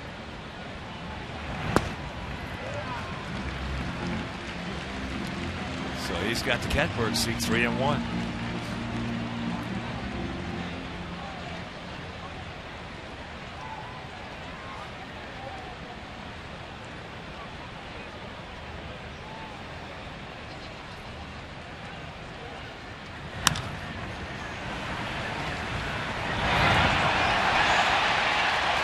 Says he kept a foot on the bag. The call by DJ Rayburn, and turns out to be a terrific play by Castro.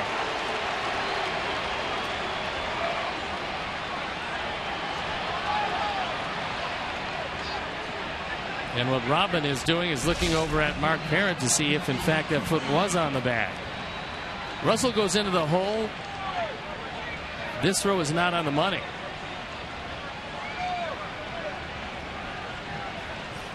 Like he had his toe on there. Yeah, it did indeed look like he did have his toe on the bag.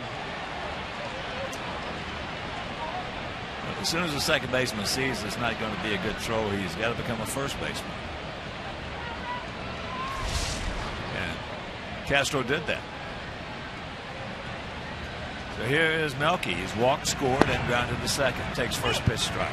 Starlin Castro had played a few games at second base, so this isn't his first rodeo. However, he was pretty much a lifetime shortstop before the move.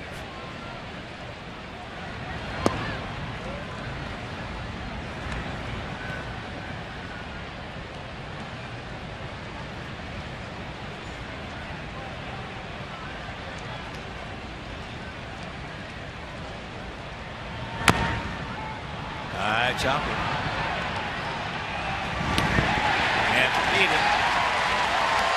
So that's a base hit.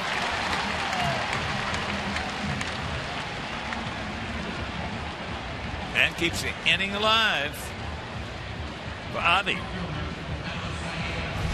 Melky's first hit of the day, and he bounced it right off the plate. And then smelling a base hit. And it doesn't hurt that the double clutch by Clayton Richard before he got at the first base allowed him maybe another step to a step and a half, and he's able to beat the play. Obvious 1 for 2, but it was a biggie. It was a 2-out, 2-run double in the first inning.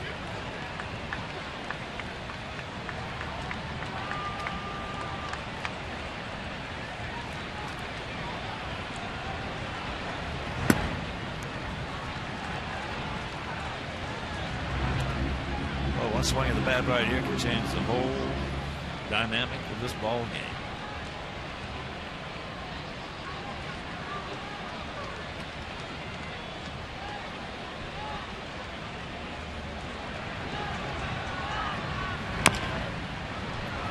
That's top foul.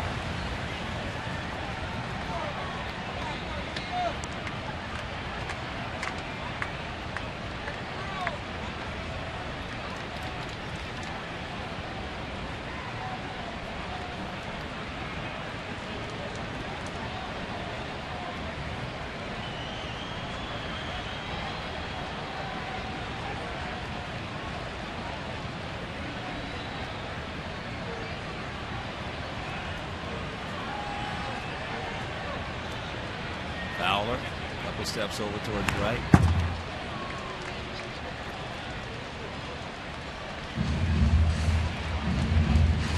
Two on, two out, 1-2 the count, with 3 in here in the 4th inning.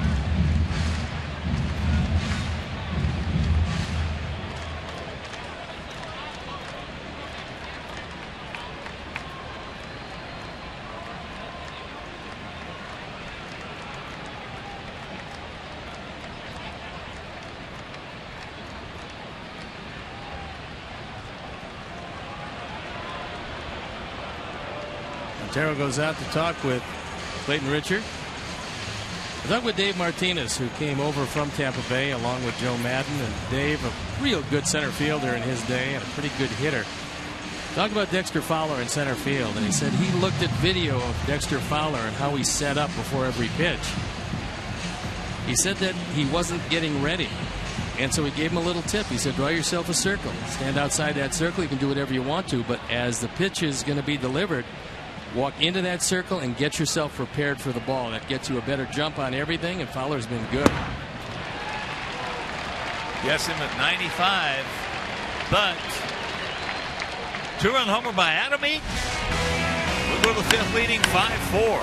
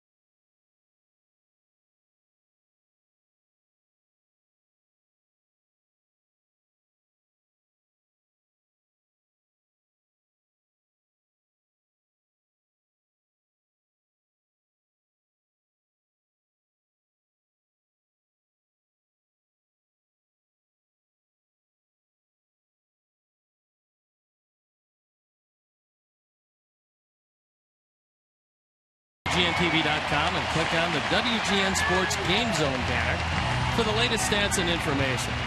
Sox Game Zone is powered by Robert Morris University, Illinois, offering over 55 athletic teams, more than any other university in the state. For more information on RMU, visit robertmorris.edu. Top of the order for the Cubs here in the top of the 5th inning. Dexter Fowler, Kyle Schwarber, and Chris Coghlan. Dexter a triple and a double and has scored 2.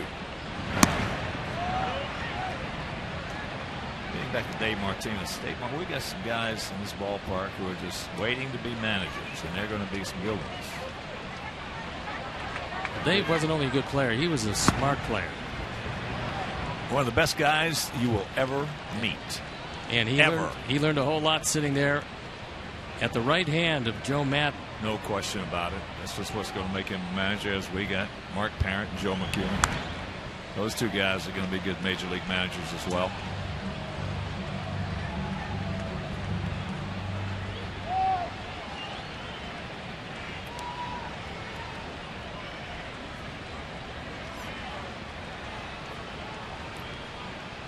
Make no mistake about Dave Martinez. So when I say one of the nicest guys you'll ever meet, he's a tough guy as well. Yes, he is. Very tough when he has to be.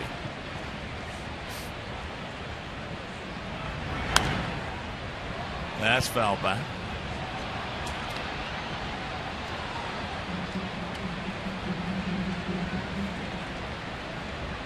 Count hangs at 1-2.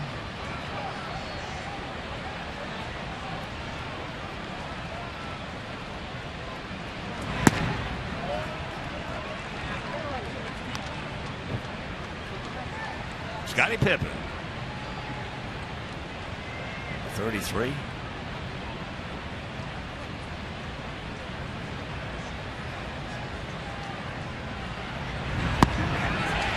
He gone.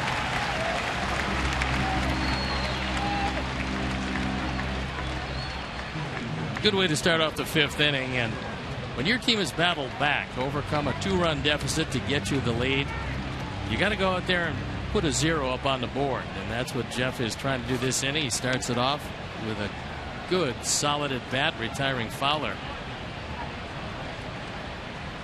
Top of this lineup is pretty good for the Cubs, especially with the emergence of the guy you're looking at, Kyle Schwarber.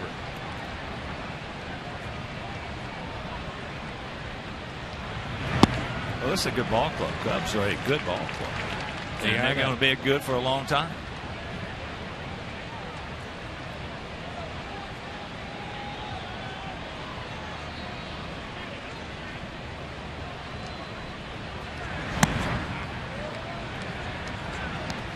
Count evens at 1-2. Hoosier from IU, although he was born in Ohio. There you look at the numbers on Jeff Samardzija.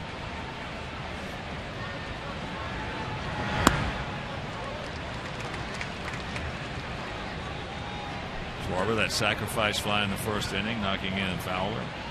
Then he walked and scored in the third.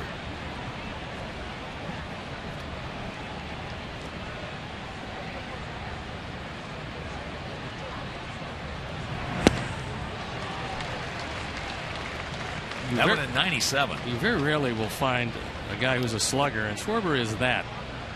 With an on-base percentage coming in at .420, and he's improved that. So not only will he hit the ball out of the park and drive in runs, but he will take his walks. Well, if he's going to do all that, he's going to be a good offensive player. You got to take your walks. Somewhere down the line, what the Cubs would love to see him do is become an everyday catcher when Montero's contract is over. He just missed out. He's short and quick. That's what. This is the first time I've seen him. Well, you got to love that swing. Oh, that swing here, the short and quick. You get a left-handed hitter who's strong, who's short and quick, you got yourself something. Talk with Mark Gonzalez, who for a long time was our beat writer from the Tribune. Now he handles the same thing with the Cubs, and what he talked about was a guy that some of our fans probably won't remember quite as well, but you will, Teddy Simmons. A switch hitter, but from the left side. Could hit. Very short, very quick, and hit nothing but line drives. He could hit. Coghlan hits that ball deep. That's his second home run, and this game is tied at 5. He had a 3-run homer in the third.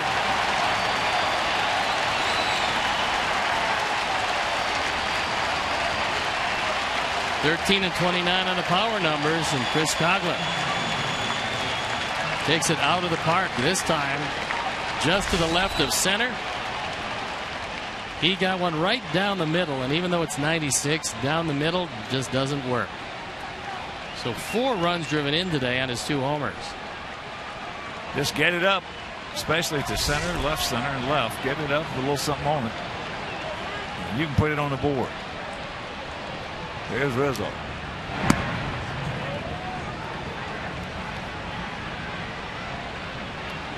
I'll tell you who Schwarber's swing reminds me a little bit of. Of course, most of our viewers have never seen it, except in some old video, is Yogi Berra. Very similar.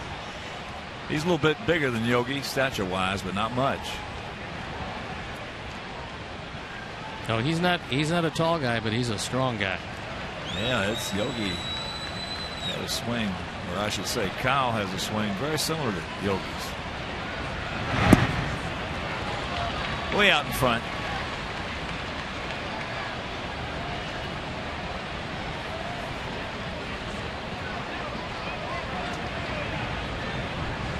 Yogi was short and quick. Yogi was a 3-time MVP.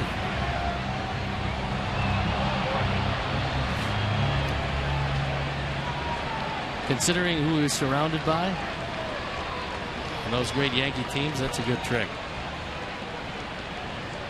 Well,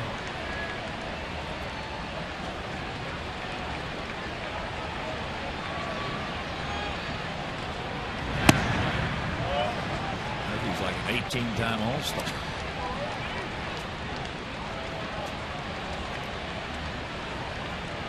But he could not putt. That's amazing because he's so close to the ball. I know it. Uh-oh.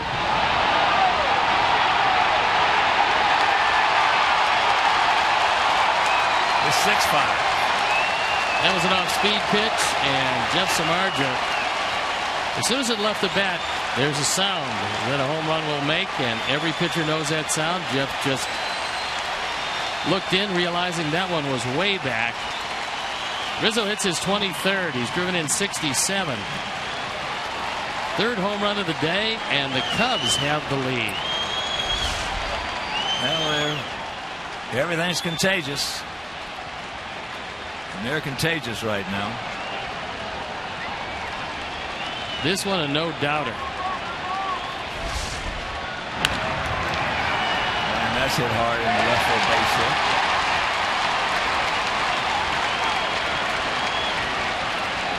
It's 2 hits for Bryant. And now the Cubs have 110 home runs. Sox on the other side of the page, they have 96. And Don Cooper comes out to the mound. No activity in our bullpen.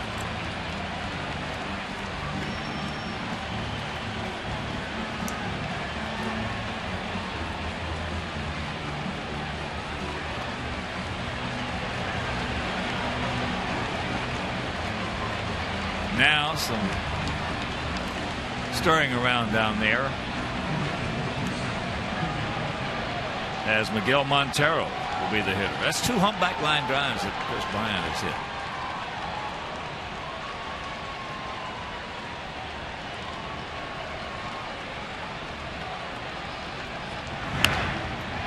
Softly hit, caught, but some damage is done. Couple of solo shots, and they lead at 6-5.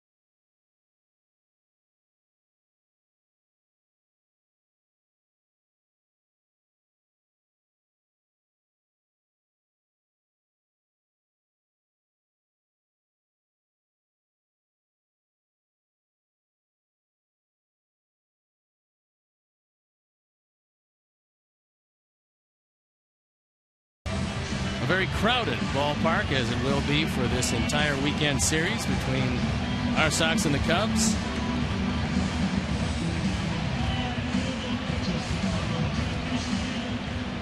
For us in our half of the fifth, it'll be LaRoche, Ramirez, and Sanchez.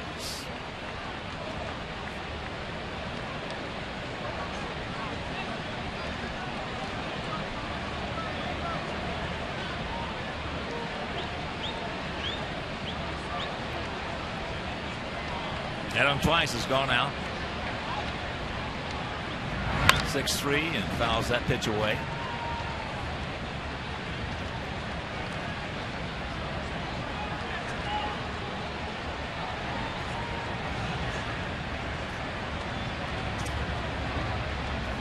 With a shift on last time, it was 4-3. 0-2 the count.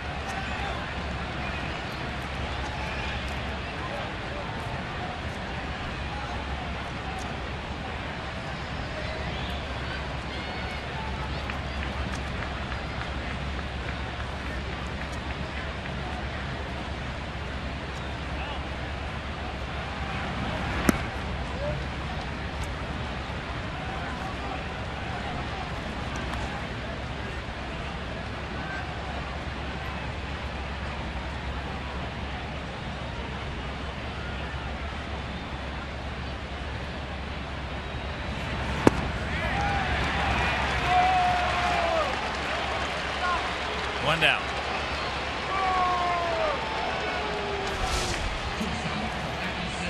This ball has a piece of the plate as Clayton Richard dotted the I low and away. And Adam looked at a pretty decent pitch. Very much a pitcher's pitch, but with a couple of strikes, I want to be protecting. Alexei has struck out and grounded to short. And he looks at first pitch strike. That one at 93. So we got a seesaw going here.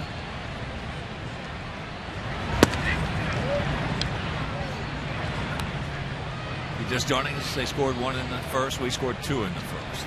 They scored 3 in the third. We scored 3 in the fourth. And they scored 2 in the fifth.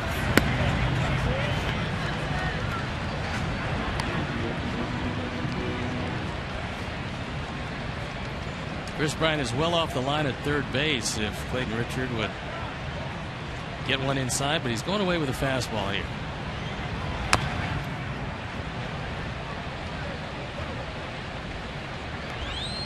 With Kyle Hendricks out of the game, lasting 3 in the third, giving up the 5 runs on 8 hits. The game now squarely in the hands of Clayton Richard. He is the pitcher of record.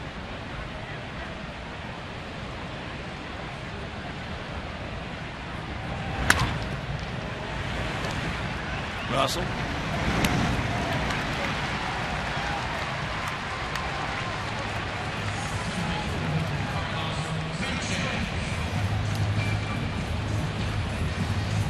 Like to pass along congratulations. Big Sox fan Sid Stern looking on. Sid and Sherry celebrating their 52nd anniversary in Arizona.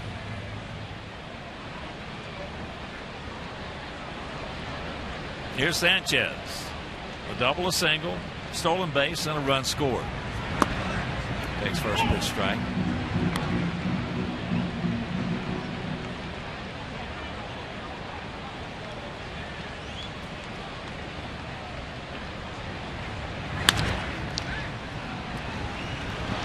Bobble, controlled, and an easy 1-2-3 inning.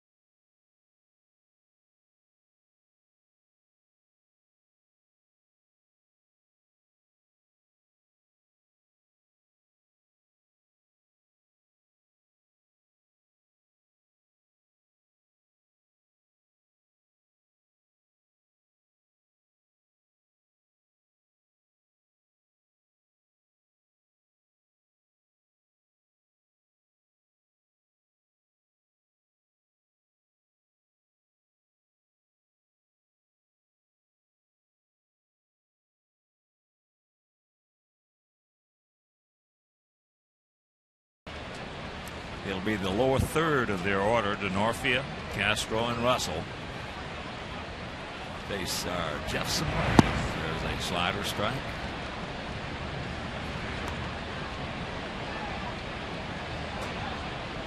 Still hanging right around 90 degrees this afternoon.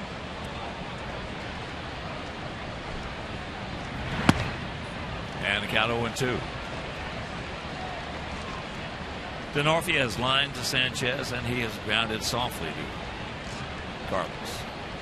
Sox bullpen up and going as Jeff has reached the 100 pitch mark. There you go.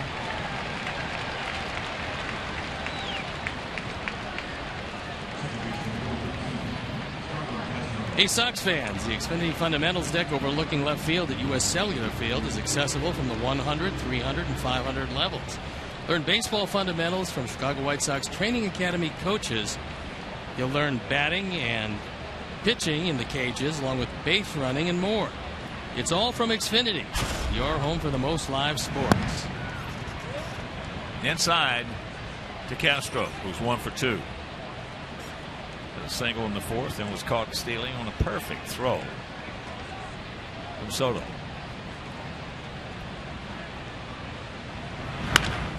Off the end of the bat in the hole.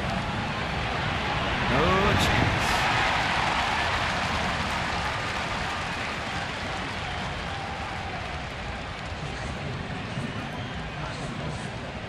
That's one from Alexi's standpoint. You got to know who's running because he got no chance. Castro doesn't have great speed, but he's got good speed.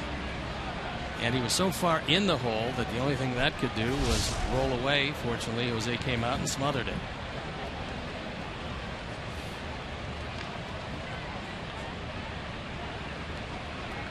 It's Zach Duke loosening into Pan. So here's Russell. He's 0 for 2.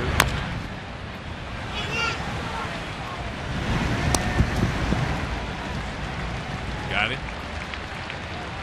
2 down.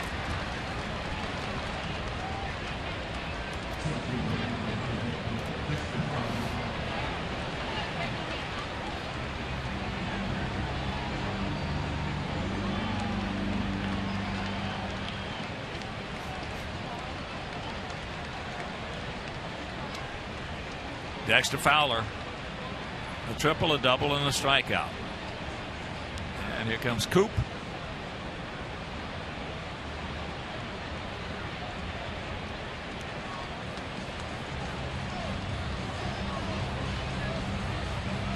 Fowler's got some protection with Schwarber on deck. First 4 are left-hand hitters, and Fowler with his triple and a double, Coghlan with his 2 home runs and 4 driven in, and Rizzo with his home run and a walk to go with it. And you can factor Bryan in there with his 2 hits. So the top part of the batting order has done a big job for the Cubs today. Well, that was just the time to give Zach time to definitely get ready.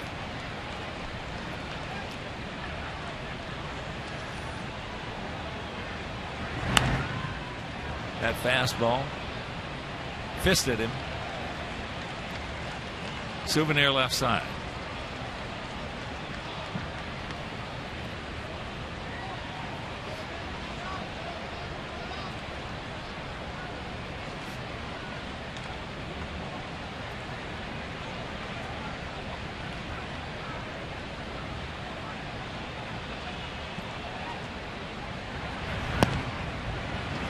Oh, and 2 the count.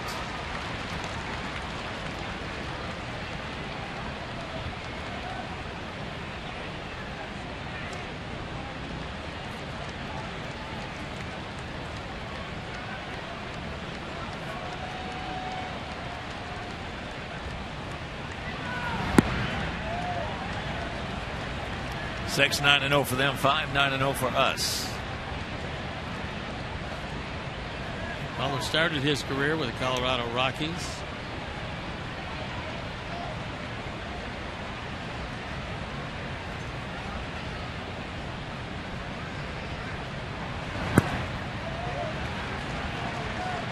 Two and 2.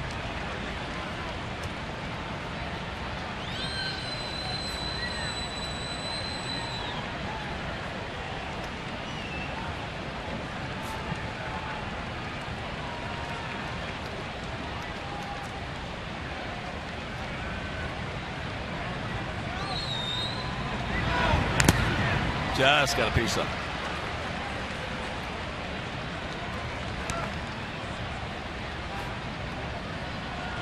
Feller originally found his way here after a stop in Houston. Cubs traded Dan Straley and Luis Valbuena to Houston for Dexter Fowler.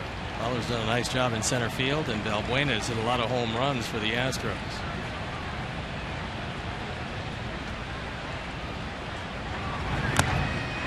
He gone. That one at 94. And we'll go to the bottom of the sixth, trailing by 1.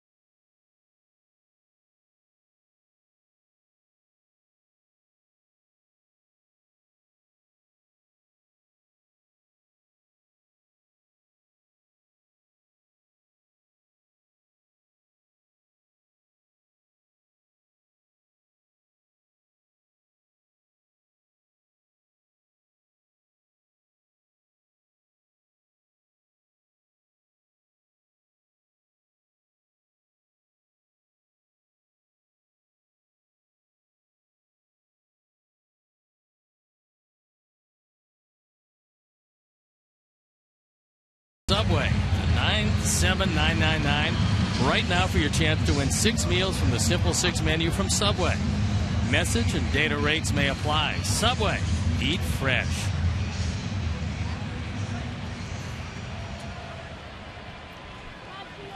Gio Soto then back to the top of the order with Adam Eaton and Tyler Saladino.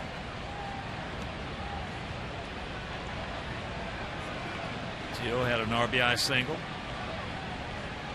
knocking in Sanchez, who had singled and then stole second.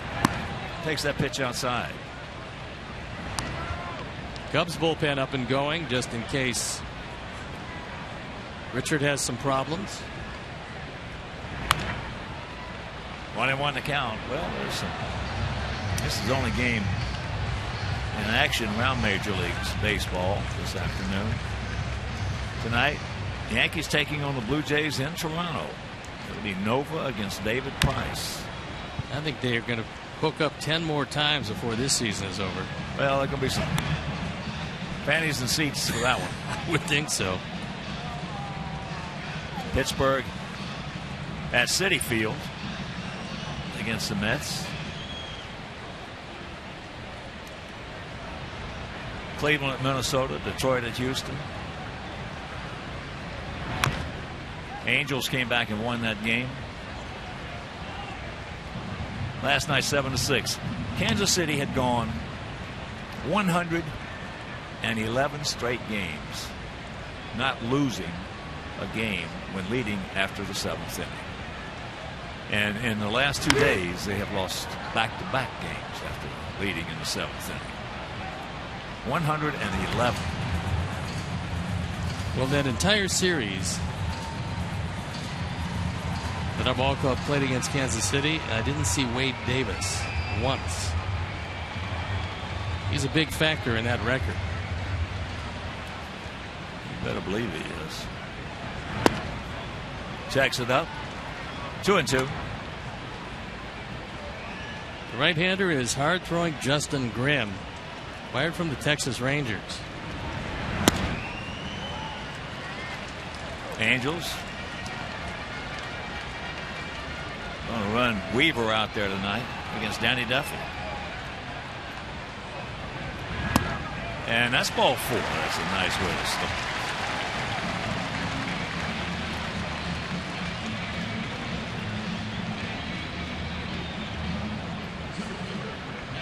Our fourth drive of the game came a couple of innings ago in the 4th inning.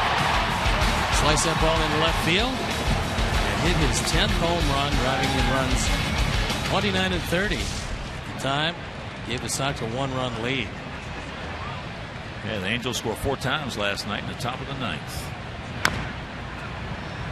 As that is chopped foul down to Darryl Boston.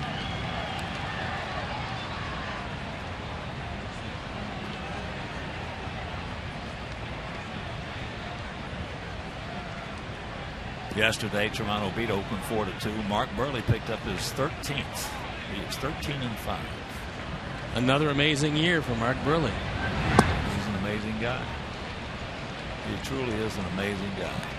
At this stage of his career, he certainly has landed in the right spot. And this being the final year of his contract, he's with a ball club that's going to score him a whole lot of runs on a daily basis. Watch out. And that time it hit Rizzo, who was coming off the bag. And Robin is going to say, wait a second, he threw to an unoccupied base. Robin wants a balk on that. Robin wants a balk because first base was not occupied. And Robin's going to talk to Joe West about it. Rizzo had no idea, number one, the ball was going to come off, nor was he in the vicinity of first base.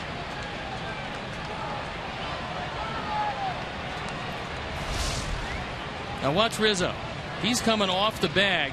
He's waiting for the pitch to come. He picked off Rizzo. Well, he got him right in the forearm. He picked. But Robin is saying you can't throw to an unoccupied base. Well, you can't. No, not at first. I mean, you can spin and go to second base. You can do that all day, just not the first. Well, Rizzo can't be embarrassed because that's a lot of first basemen have been picked off before. Now they want to talk to the home plate umpire. Well, and they want to have a little meeting. Joe West says, leave me alone. I'll take care of this. I'll find out. Robin is right this time. And not that he hasn't been right in the past, but I don't think this one even takes an appeal.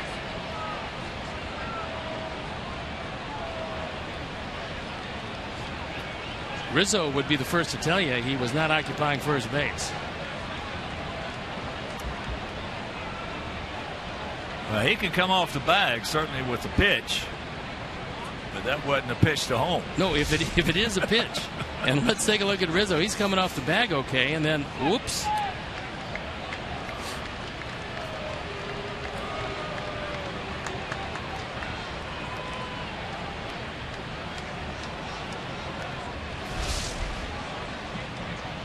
Nope. They're saying he did not. Well, Joe West will call a balk as quick as anybody.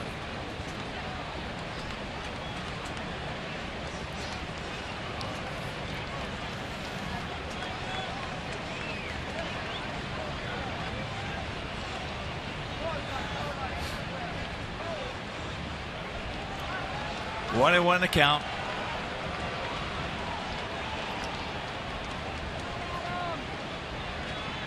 Outfield, they're slightly to the left.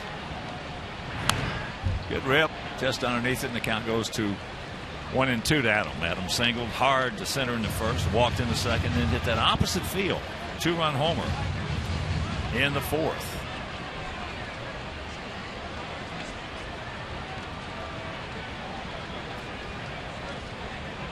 There's a young lady certainly enjoying her afternoon at the old ballpark.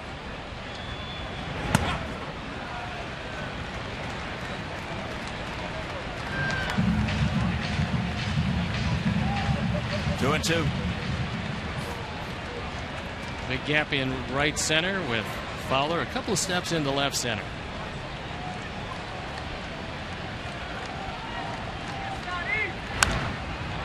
And there's another souvenir. Detroit game that will feature Simon against Keuchel.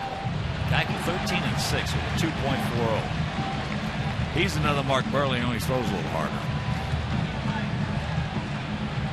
He's got a really good sinker. That's one of the things that he's a really good pitcher.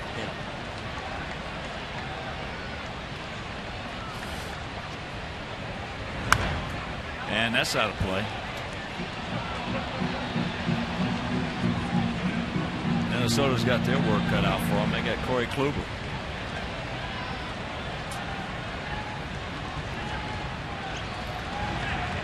Houston's at home, and they've dominated at home.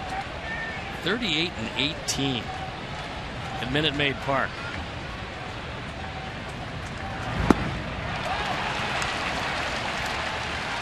Took a little something off that one. And here comes Joe Madden. I think he's gotten all that he can get out of Clayton Richard, who's done a terrific job getting out the left-hander.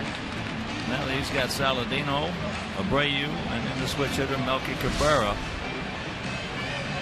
So Clayton will depart, and we'll be back.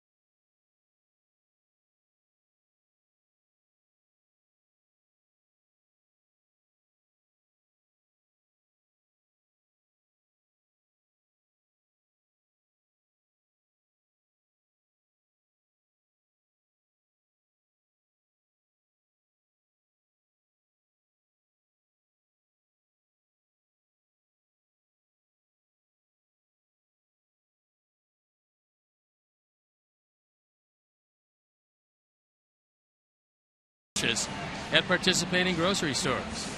Like your bases and your burgers loaded? Then you're a Mercs man.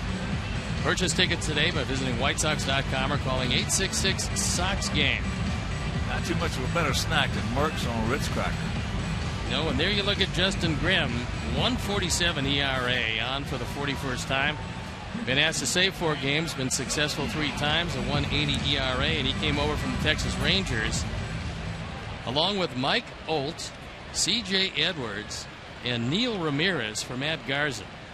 You could almost get a whole baseball team together for guys who've been traded for Matt Garza. So 1 on, 1 out, and here's Tyler. Tyler with a couple of hits. He's 2 for 3.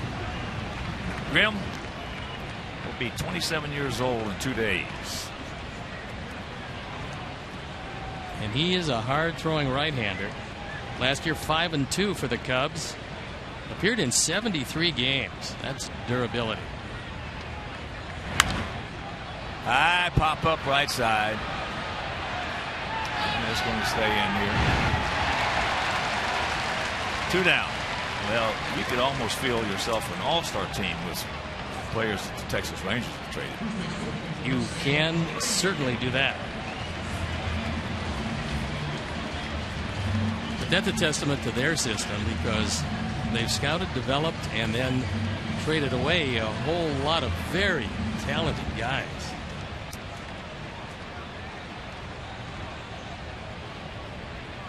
Here is Jose. He's 0 for 2 with a walk and a run scored.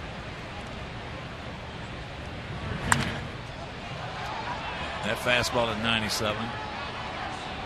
I'd much rather see Jose facing a guy who throws upper 90s than a guy who's got a good changeup and throws in the upper 80s.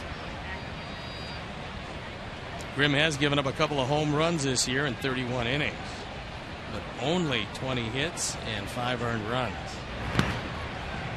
Nice. Nice shift right there by Montero.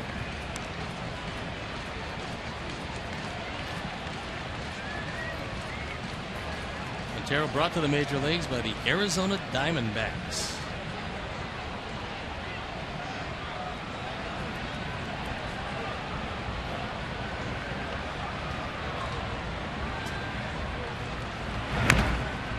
Just got a piece up. 36,386. That last pitch was a good hard slider by Grimm, and really can't do much with it down there.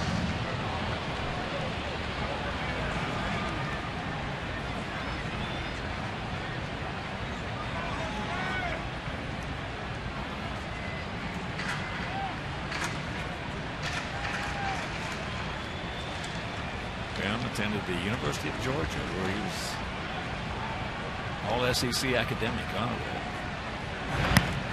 Another nice block by Montero. He did a nice job of moving to his right and making sure that ball didn't get by, because that is the tying run at first base. So Montero, who got to the big leagues in 2006, the Diamondbacks brought him there, and he was able to stop that one.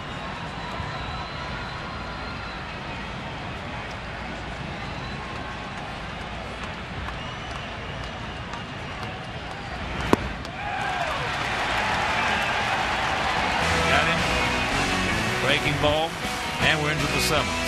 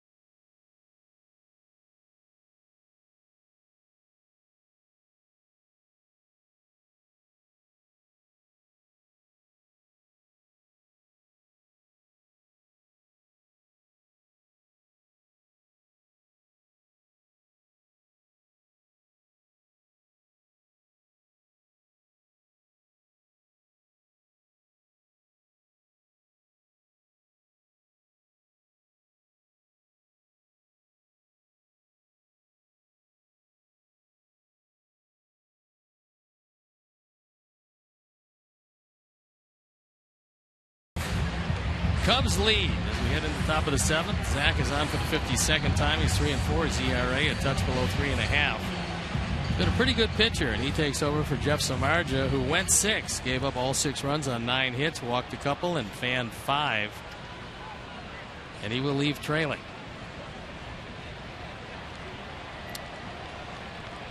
The DH, Kyle Schwarber, and Chris Coughlin, and first baseman Rizzo.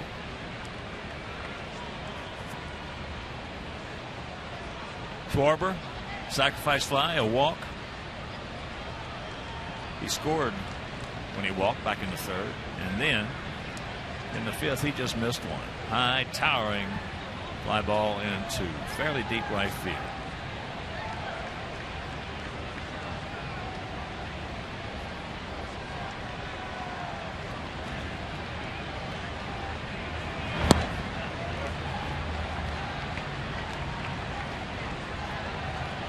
Breaking ball low.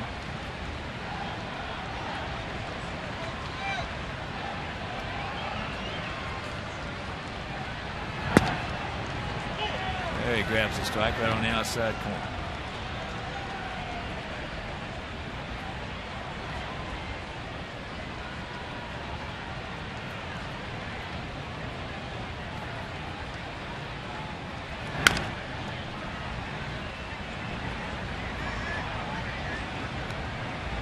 You've heard me say it many times. Show me a guy can hit with short arms.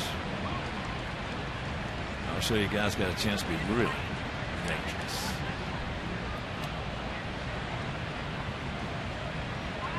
When you have as quick a swing and as short a stroke as Schwarber has, you can hit with those short arms.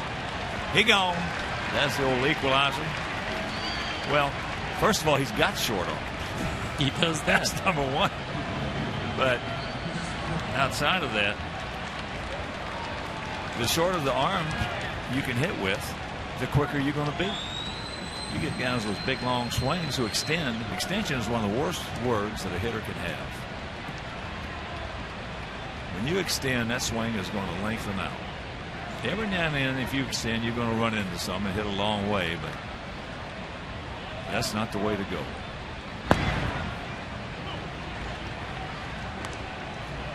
Chris Coughlin has had quite a day today, and it was a terrific acquisition as a free agent.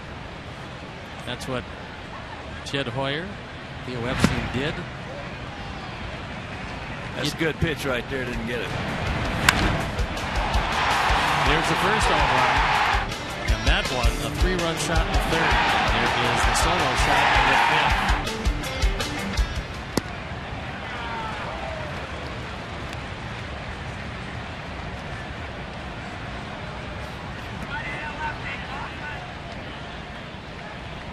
The Cubs have been using a platoon system a lot with Chris Denorfia and Chris Coughlin. That's been a pretty good one.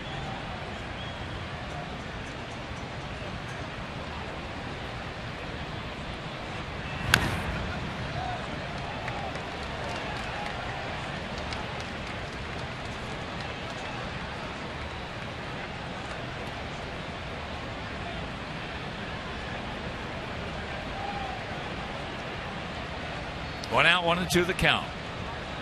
Top of the 7th inning. 6-9-0 for them, 5-9-0 for us.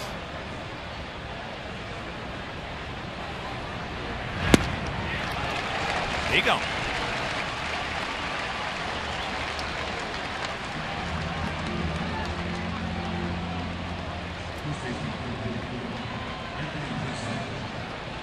Hart center. Maybe one of the reasons why there is a platoon system. Hart was in it. The rest of the body drifted a touch. The rest of the body didn't want anything to do with it.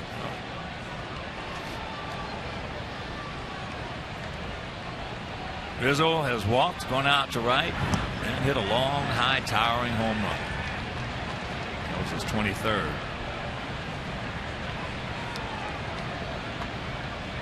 Went back-to-back with Coughlin in the 5th.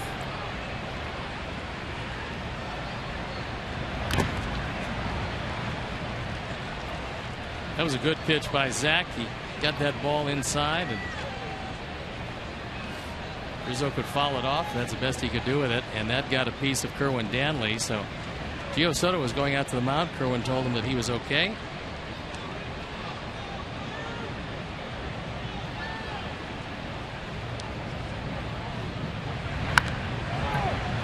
That's fair ball. Nice. Quick. 1-2-3 inning and 7th inning stretch. We need one to tie.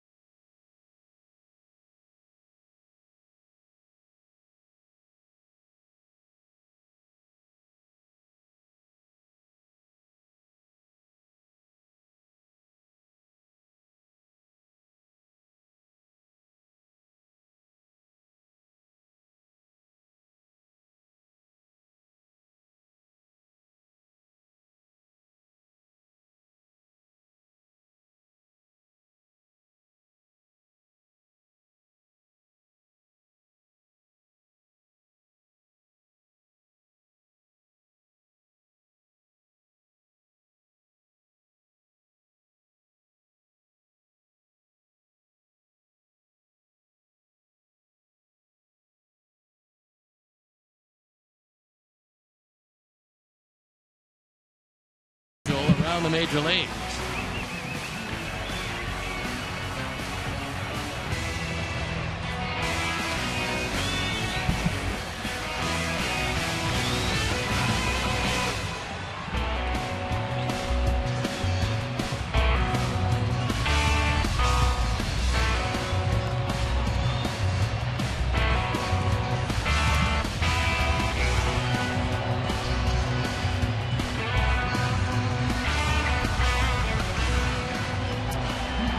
Bottom of the 7th inning.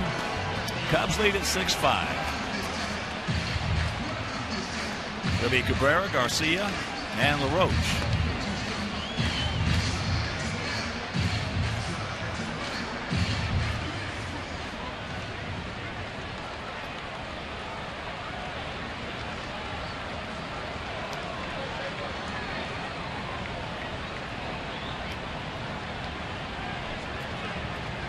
So here's Melky. A walk and a run scored, a grounder to second, and then he had an infield single.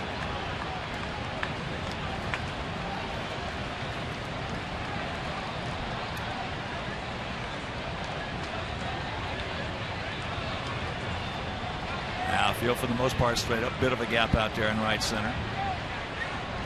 Bryant, even with the bag, well off the line. There it is.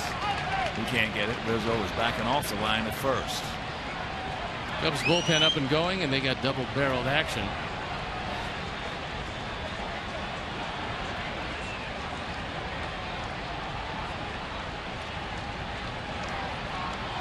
Melky hitting from by far his best side, and that's the left side.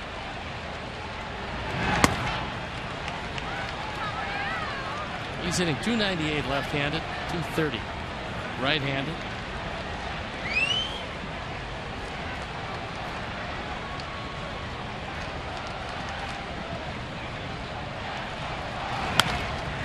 Rizzo's got him.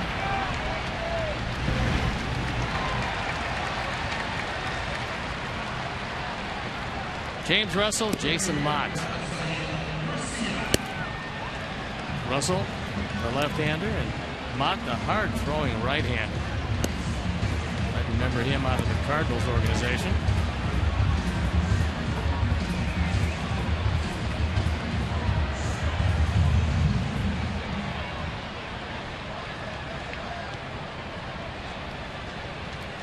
There's Avi. Avi 1 for 3, a big 2-run. 2-out double in the first inning. Put us on top 2-1. And that one at 97 fouled away right side.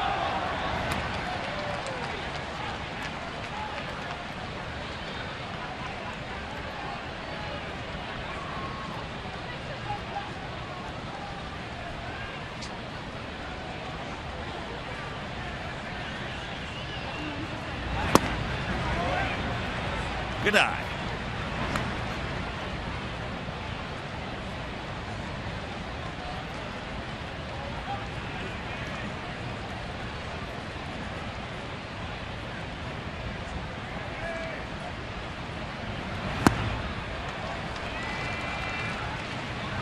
Just reached back and threw that one right by him.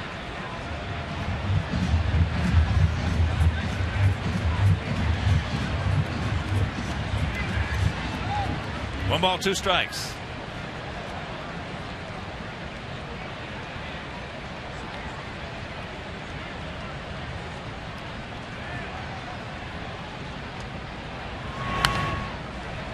That one at 98.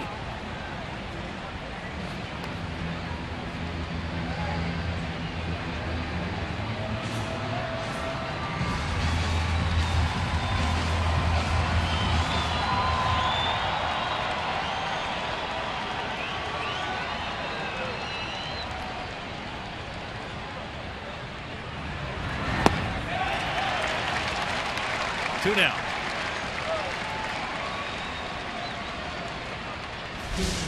Throwing that fastball at 98 and then throwing this slider. If you can't lay off, you can't hit it. And unfortunately, that ball just dipped low and away. Strike 3.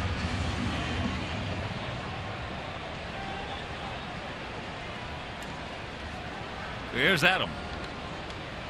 And 2 ground outs and a strikeout.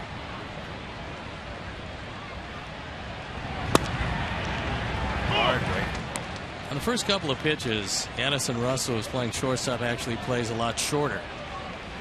Now, he's motioned by the dugout to move back into a normal position, thinking that a thought of a bunt went by the boards. Well, the funny thing about it is Adams tried it 4 or 5 times and has yet to be successful. 0-2 the count.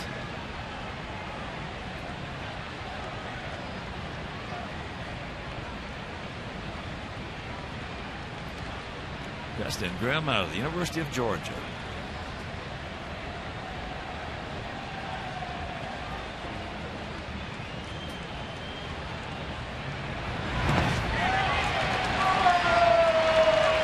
One, 2, 3 inning for him. He's had 3 strikeouts, and we're into the 8th.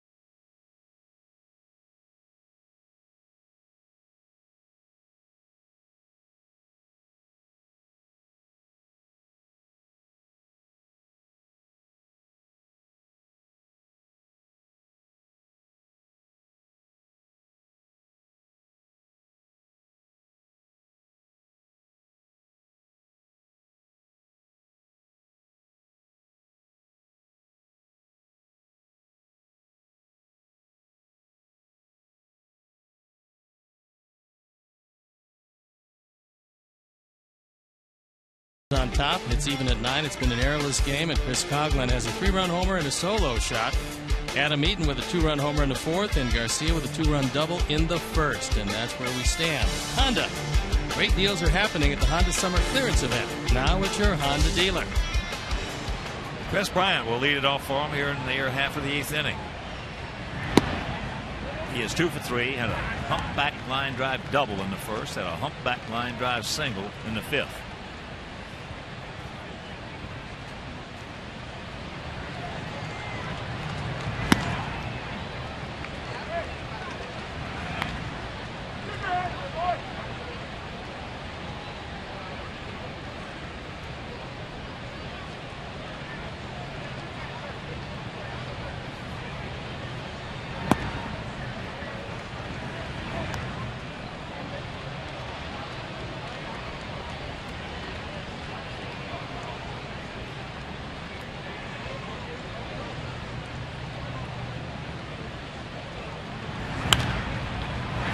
That breaking ball foul.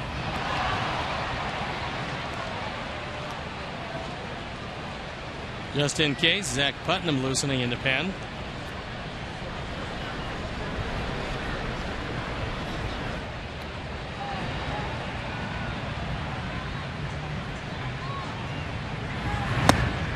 He gone. Got him upstairs.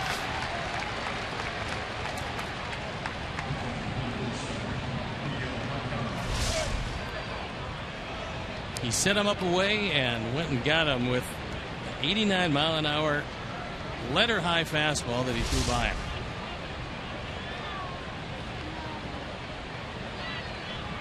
So here's Montero. He's 0 for 3.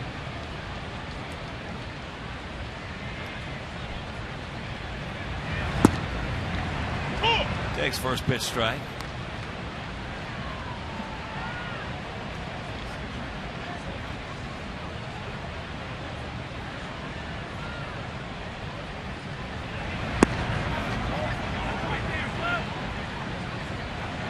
Got the 3 right-handers coming up next in Denorfia, Castro, and Russell.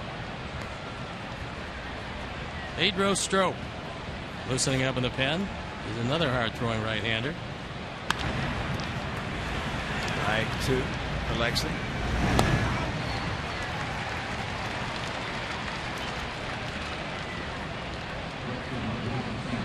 And here is Denorfia. He's 0 for 3. Hit a line drive to Sanchez at second. Then he grounded softly to Sanchez at second. Then he struck out on a good slider. Right now the sun very much in the eyes of Cabrera and Eaton in the outfield. Avi is obscured in the shadows and right.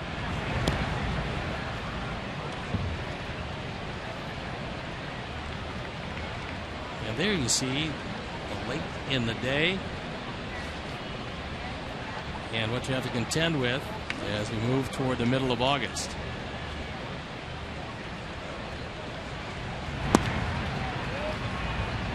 That's low.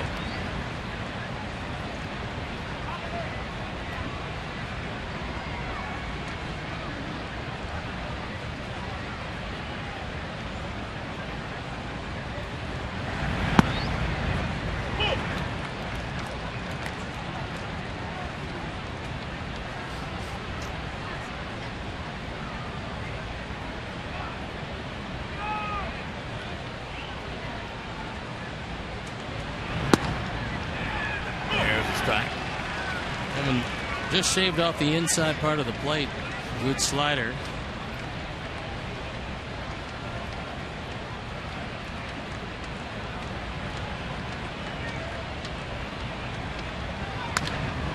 Chopper 2 hopper. That was a nice inning for Zach Newton. 6 up. 6 down for the Zach Muncher.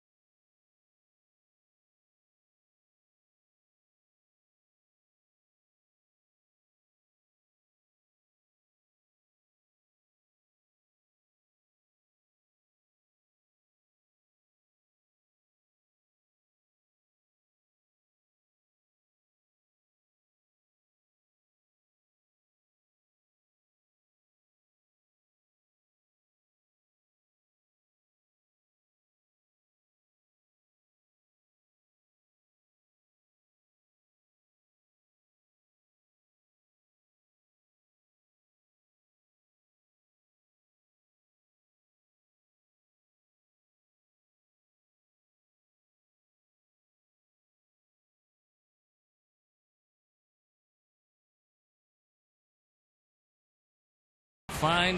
261 on for the 57th time. been successful 50% of the time when they've asked him to close, but opponents hitting just 140. And this trade could turn out to be one of the great trades the Cubs have ever made, because along with Pedro Strop came Jake Arrieta and 2 international signing bonus slots for Scott Feldman and Steve Clevenger. Arrieta has been all everything in that starting rotation, and Strop has been very good out of the bullpen. Arrieta's had the best stuff we've seen all year long. He has that. That game he pitched just before the All-Star break was a gem. Here's if you're a right-handed hitter, you've got to make him. You got to make him throw you a fastball. He's got a really good slider.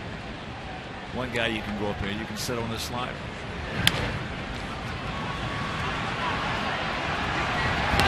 Can't get it. Attaboy.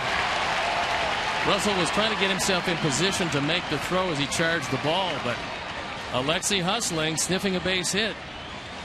He was able to beat the play at first base. Slowly hit ball. You watch Russell trying to angle so he can make the throw from down there, but can't get a whole lot on it. And Alexei with good speed, able to beat it by a half a step.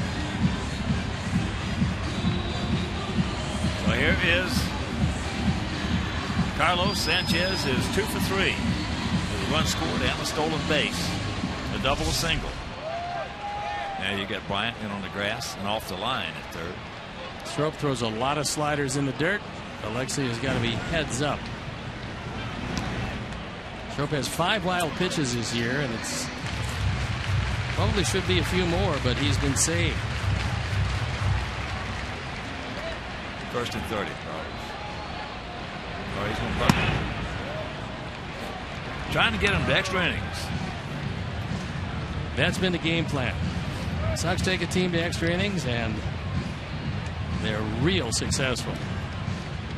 Extra innings this year, we are 10-3.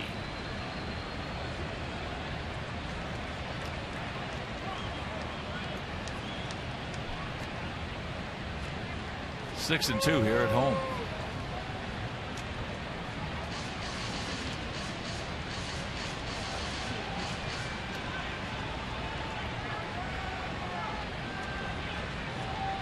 Bryant is really close at third. Long look down at Joe McEwing. Going through a long sequence there. Strop. Decent move to first.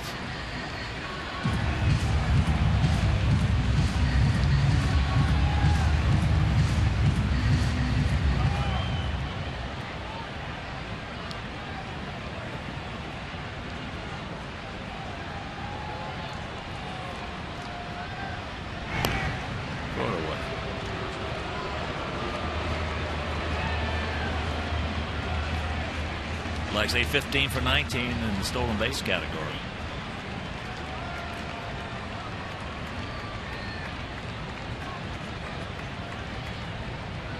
There he goes.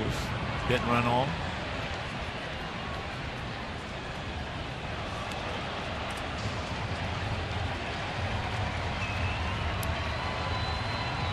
So 1-1 to count.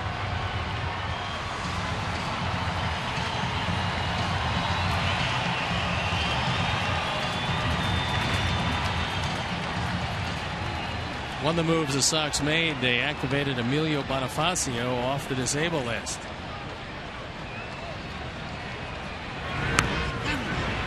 That's a good bunt. Just looks the second, now goes to first, so the sacrifice. 2-3.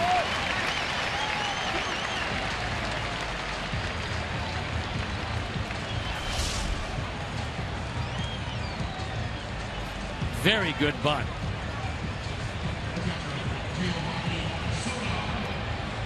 He's able to get it down, keep it in play, and move Alexei along to second base. That is sacrifice number 4. Here's Gio. He's 1 for 2. RBI single. Run scored. And a walk. There's one of those sliders in the dirt we were talking about, and Montero does a terrific job of making sure it doesn't get by him.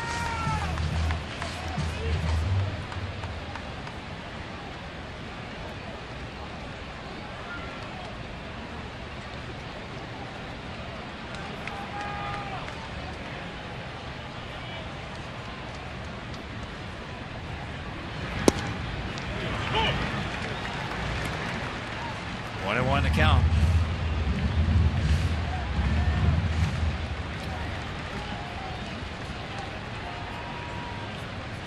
Adam Eaton on deck.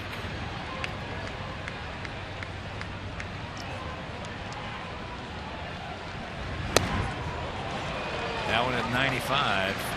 That time he almost airmailed Montero. He's had his hands full trying to dig things out of the dirt. Strop almost threw it over his head. Yeah, that's one reason Strope's hard to hit. Sailing fastball, just barely caught in the web by Miguel Montero, who's had a good day defensively behind the plate.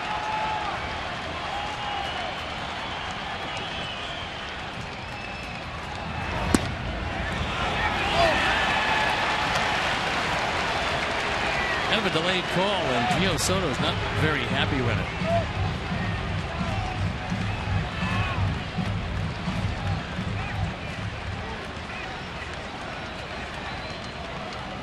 Well, he was called out last game in Kansas City on a bad pitch. For the last out. He did not go.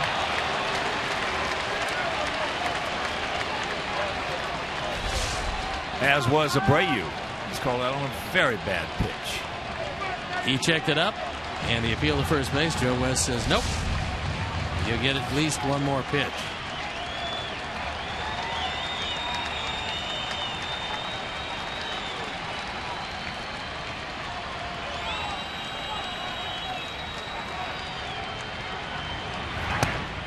And there's ball 4.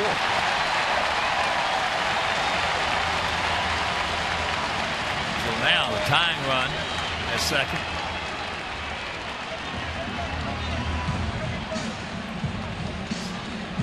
Gio at first, and here's Adam Eaton, and here comes Chris Bosio. In fact, I was talking to after that last game in Kansas City. I was talking to one of the Royal officials.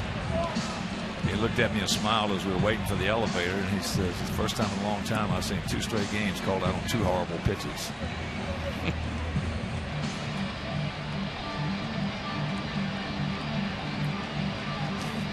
Chicago White Sox Charities present Sox Serve Week, a week-long initiative dedicated to giving back to the community we call home. Sox Serve Week will take place the week of August 24th. For more information, visit whitesox.com/SoxServe. All right, Emilio's coming out to run for Gio.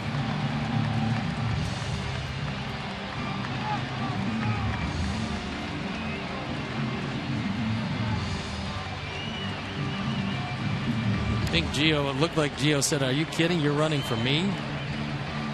And yep, he is, and he carries with him the go-ahead and potential winning run. Gio had a good day at the plate.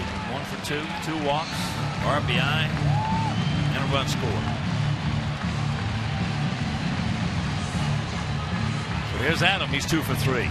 Hard single to center, a walk, a 2-run homer into left field, and a strikeout.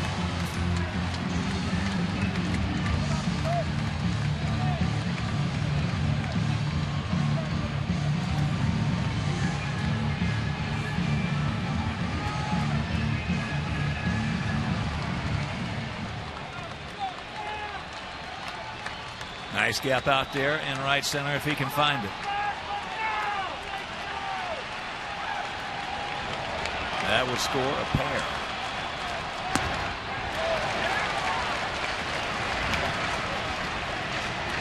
That one borderline upstairs, but at 96.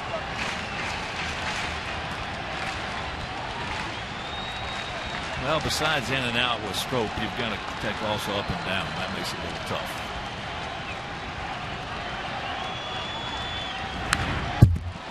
There it was. Yeah, he got one that time right down the middle. There and it was. was. Straight back. Dadgummit.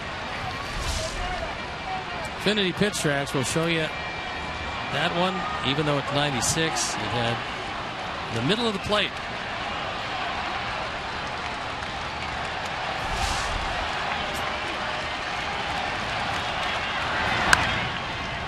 Yanks that one foul. That one at 85.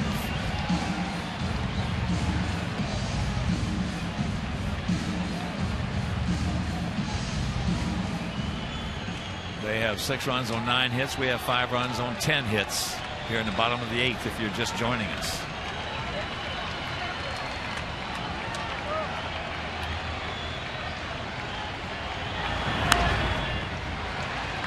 And another good one to hit.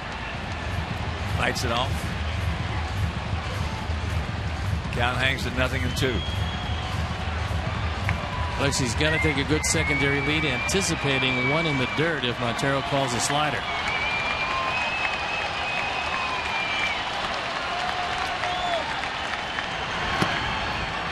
Montero's blocked everything that he's had to block today. That last one was just a show-me pitch, as it was way off the plate.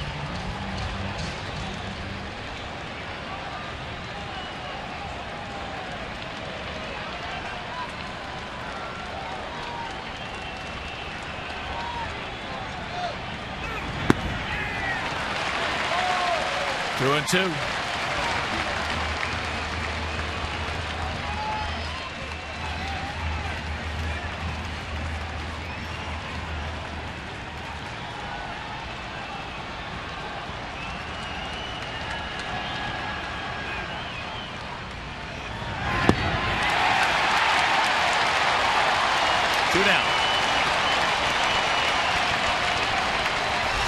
There was a slider. He waited all at bat and finally dropped it low and in.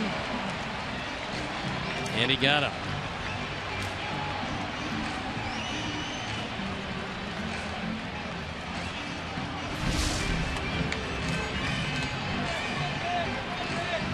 So it's up to Tyler. Tyler, a couple of hits. He's 2 for 4.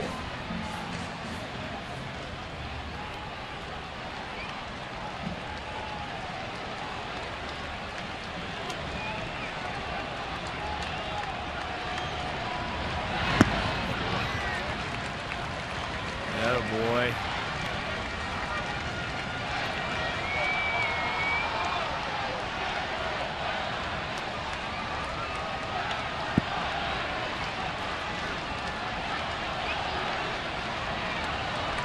Outfield to the right. Nobody's really paying any attention at all to Alexei. Now Castro's moving over a few steps, probably on directions from the dugout. Cut down that secondary lead. Another good job by Montero. Whenever you're the runner at second, you see that ball in front of the catcher, it's tough to go.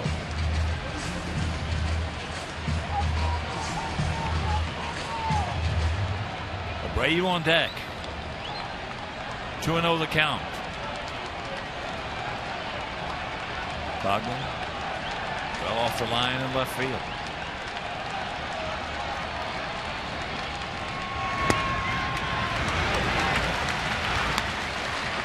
That one at 97.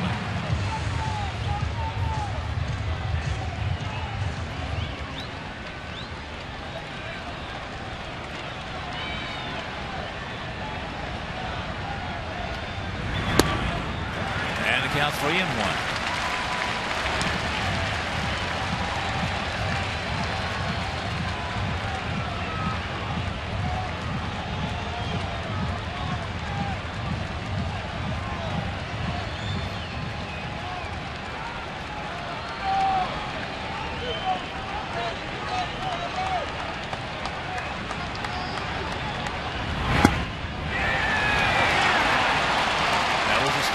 Full count. He was taking 2-0 on his own. Wasn't taken there, but he was taking 2 on his own. So a full count. Now the big advantage is the runners will be going.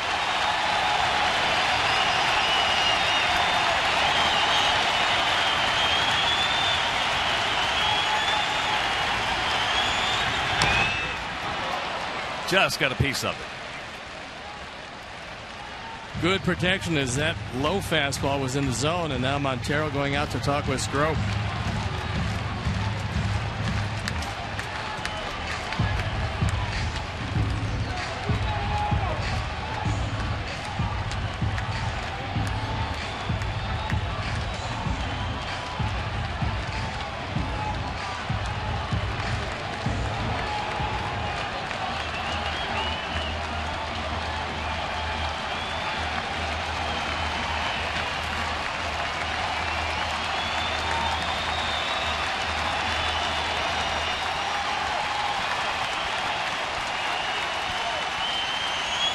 2 on, 2 out, 3-2.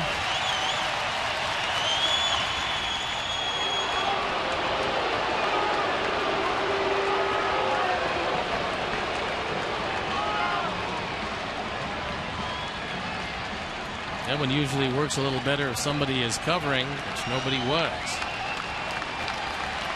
And nobody is going to.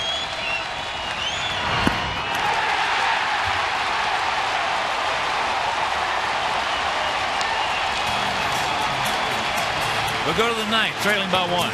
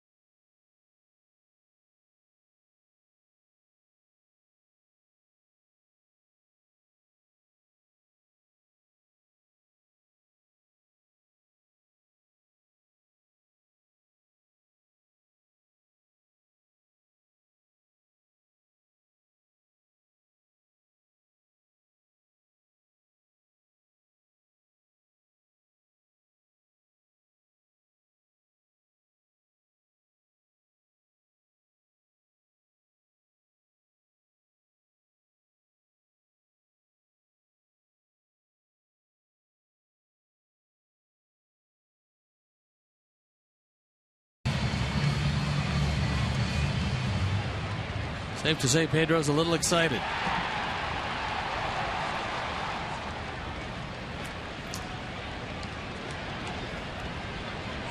I don't think anybody in a white uniform gave a you-know-what about his excitement.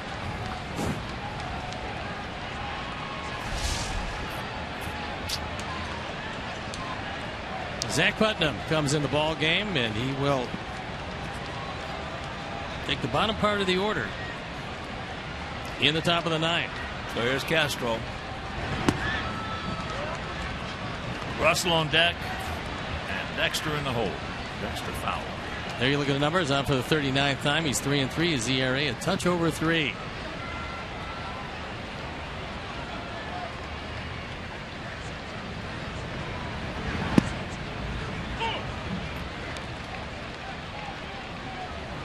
Tyler Flowers checks in behind the plate as Soto was taken down for a pinch runner. And Castro's 2 for 3. 2 soft singles, 1 an infield variety.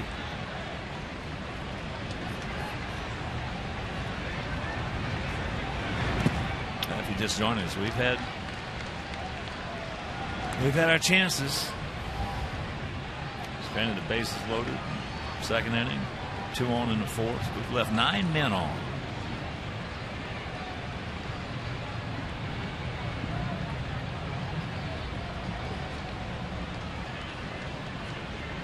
They have got the most of theirs. They have left with 4. Pretty good pitch right there. Didn't get it.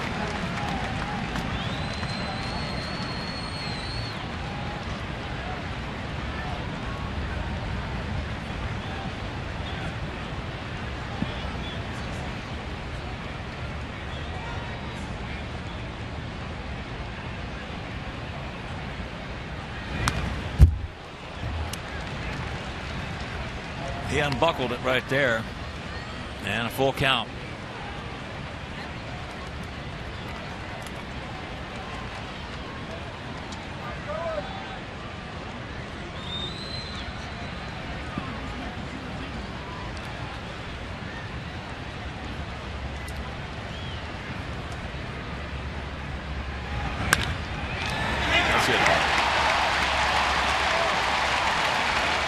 That was a splitter that stayed up.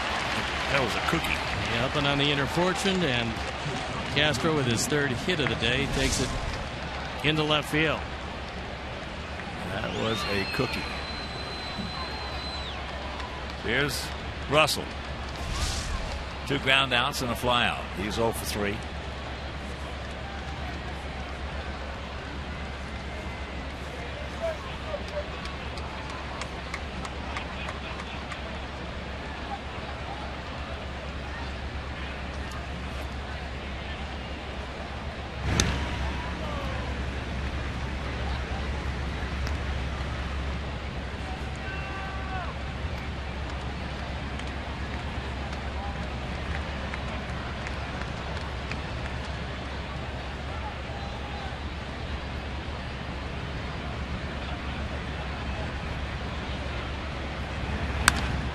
Pops him up right side.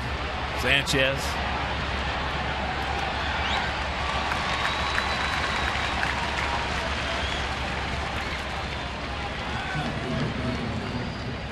So 1 out, and that'll bring up Fowler. Dexter tripled in the first, scored. He doubled in the third, scored.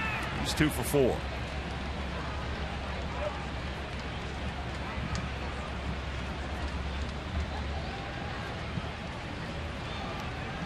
Just joining us, Chris Coughlin, 2 for 4, a 3-run homer and a solo shot.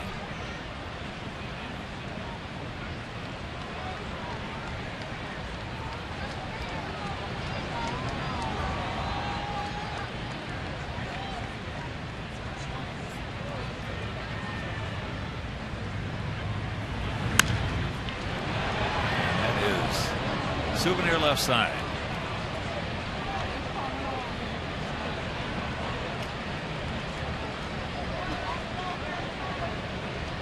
Tomorrow night, 6:10 start. Quintana against Jake Arrieta. If you don't have tickets, that game will be over Comcast Sportsnet. Finale on Sunday afternoon on Getaway Day. Chris Sale against Dan Herron. And that game will be right back here on WGN. That's what the matchups look like. Arrieta with a great year. Chris Sale with a great year, and Jose Quintana with a better year than those numbers would indicate. Good hot check it up.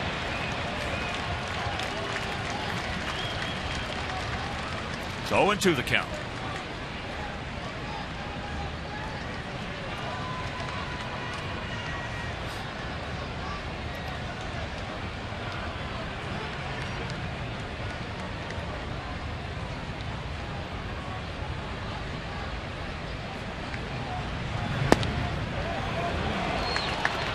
Pitch goes Fowler's way. Then Orioles Pirates leading the Mets 1-0. That game in the bottom of the first inning at Citi Field.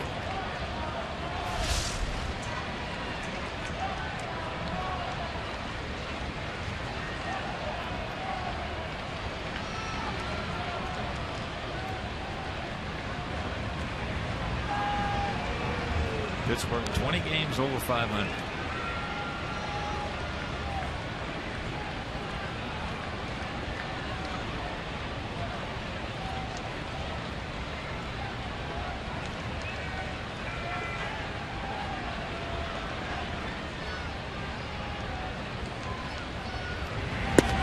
He gone. 2 down. That one was a good splitter, and that one dove out of sight.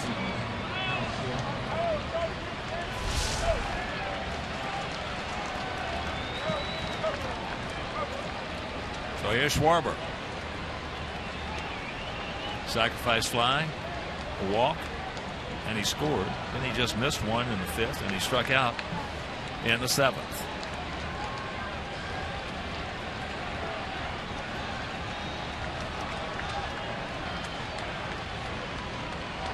And the infield putting the shift on with Carlos Sanchez out on the grass.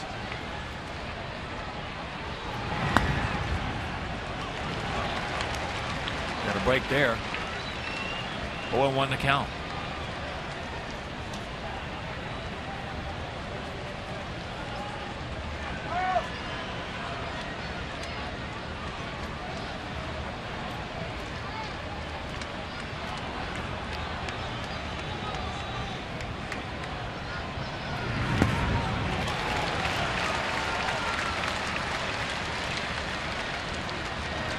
Another good splitter, had him well out in front of it.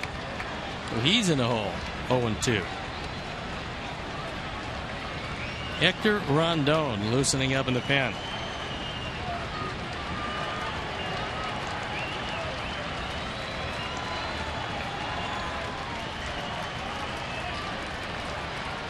Two out and the 0-2 pitch.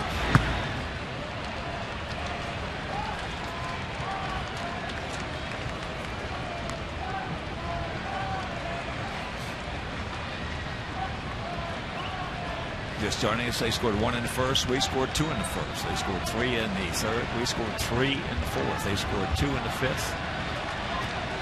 And that is a 6-5 Cub lead.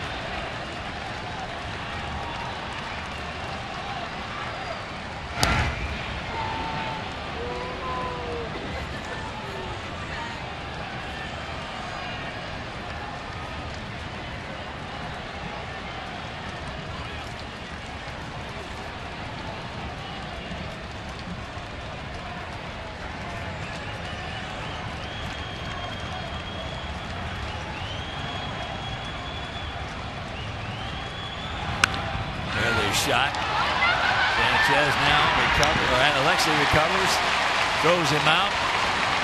Good thing he was running. That ball was scalded by Schwarber. Meanwhile, we'll go to the bottom of the 9th. We need one to tie.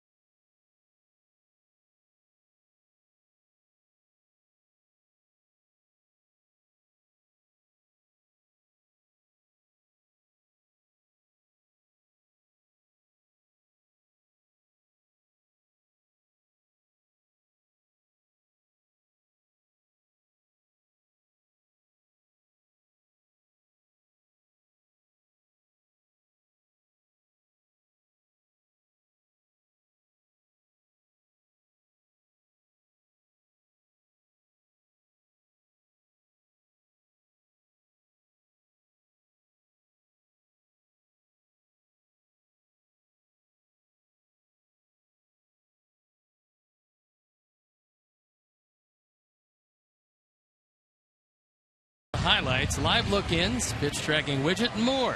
MLB.TV Premium includes a free At-Bat 15 subscription. Watch live baseball on over 400 devices. Blackout and other restrictions apply. Visit MLB.TV for details. With Castro running, Alexi going up the middle. And this one hits him right off the leg, eventually corralling it and making the play at first. It's almost like a goalie on that one. A kick save and a beauty, but that one hurt. And we got a new pitcher coming in the ball game, and it is Hector Rondon. Last year, 29 saves. This year, he's got 19. There you look at the number. The ERA, 171, a 4-2 record. On for the 54th time. He's been successful, 19 of 23 in save opportunities. Well, just like Abner designed it. Third, fourth, and fifth place hitters. Here is Abreu. Jose has walked, scored, struck out, hit into fielder's choice, and then struck out again.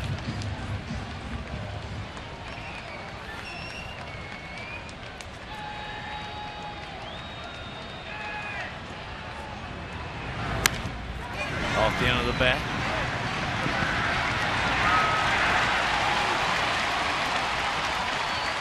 One down. Rendon's got a pretty good slider. And along with a good solid fastball, he's done a nice job at the end for the Cubs. They're trying to extend their winning streak to 7, and we're trying to extend ours to 4. Or to 8, I should say.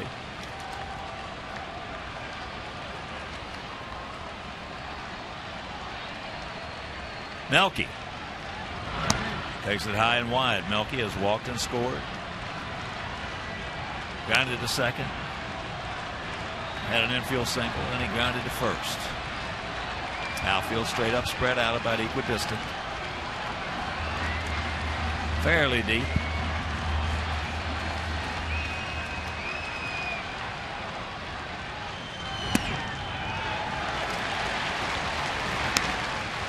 One and one to count.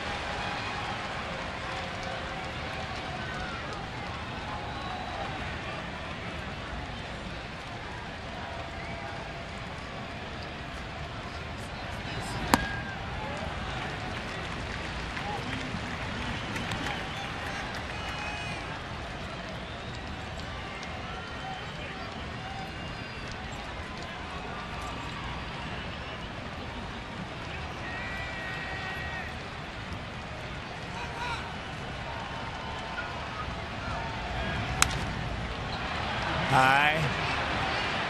Get out. Well, that would have been a great catch, but Bryant was not able to make it. No chance at all for Russell to get there.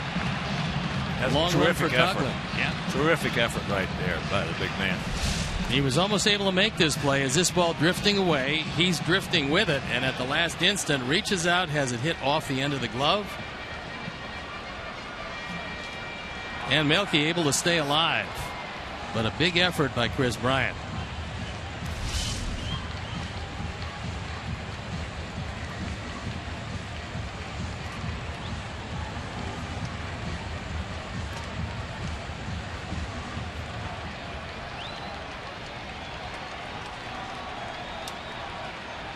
Right here, Melky. Watch out.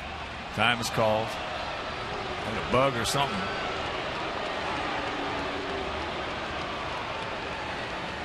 Well, he just went flying out of there, and Kerwin Danley went flying with him. And Melky right there. He's being bugged.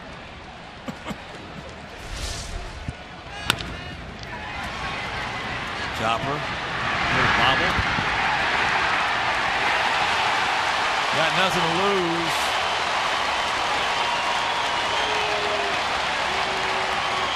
Close. Big stretch right there. Great play by Rizzo on the other end, and Don wants to take a look at it. This slight bobble almost cost him the out as he guns it across. Got him. Looks like he's got him, and Rizzo just made a great play. That big stretch got us. So 2 down, and it's up to Avi. Avi 1 for 4, that big 2-out, 2-run double in the first inning.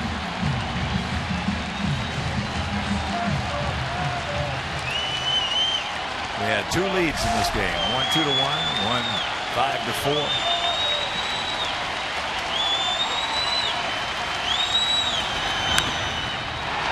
And when this ball comes down, this ball game will be over. So the Cubs square up the Crosstown Cup Series at 2 games apiece. We beat them 2 out of 3 up there.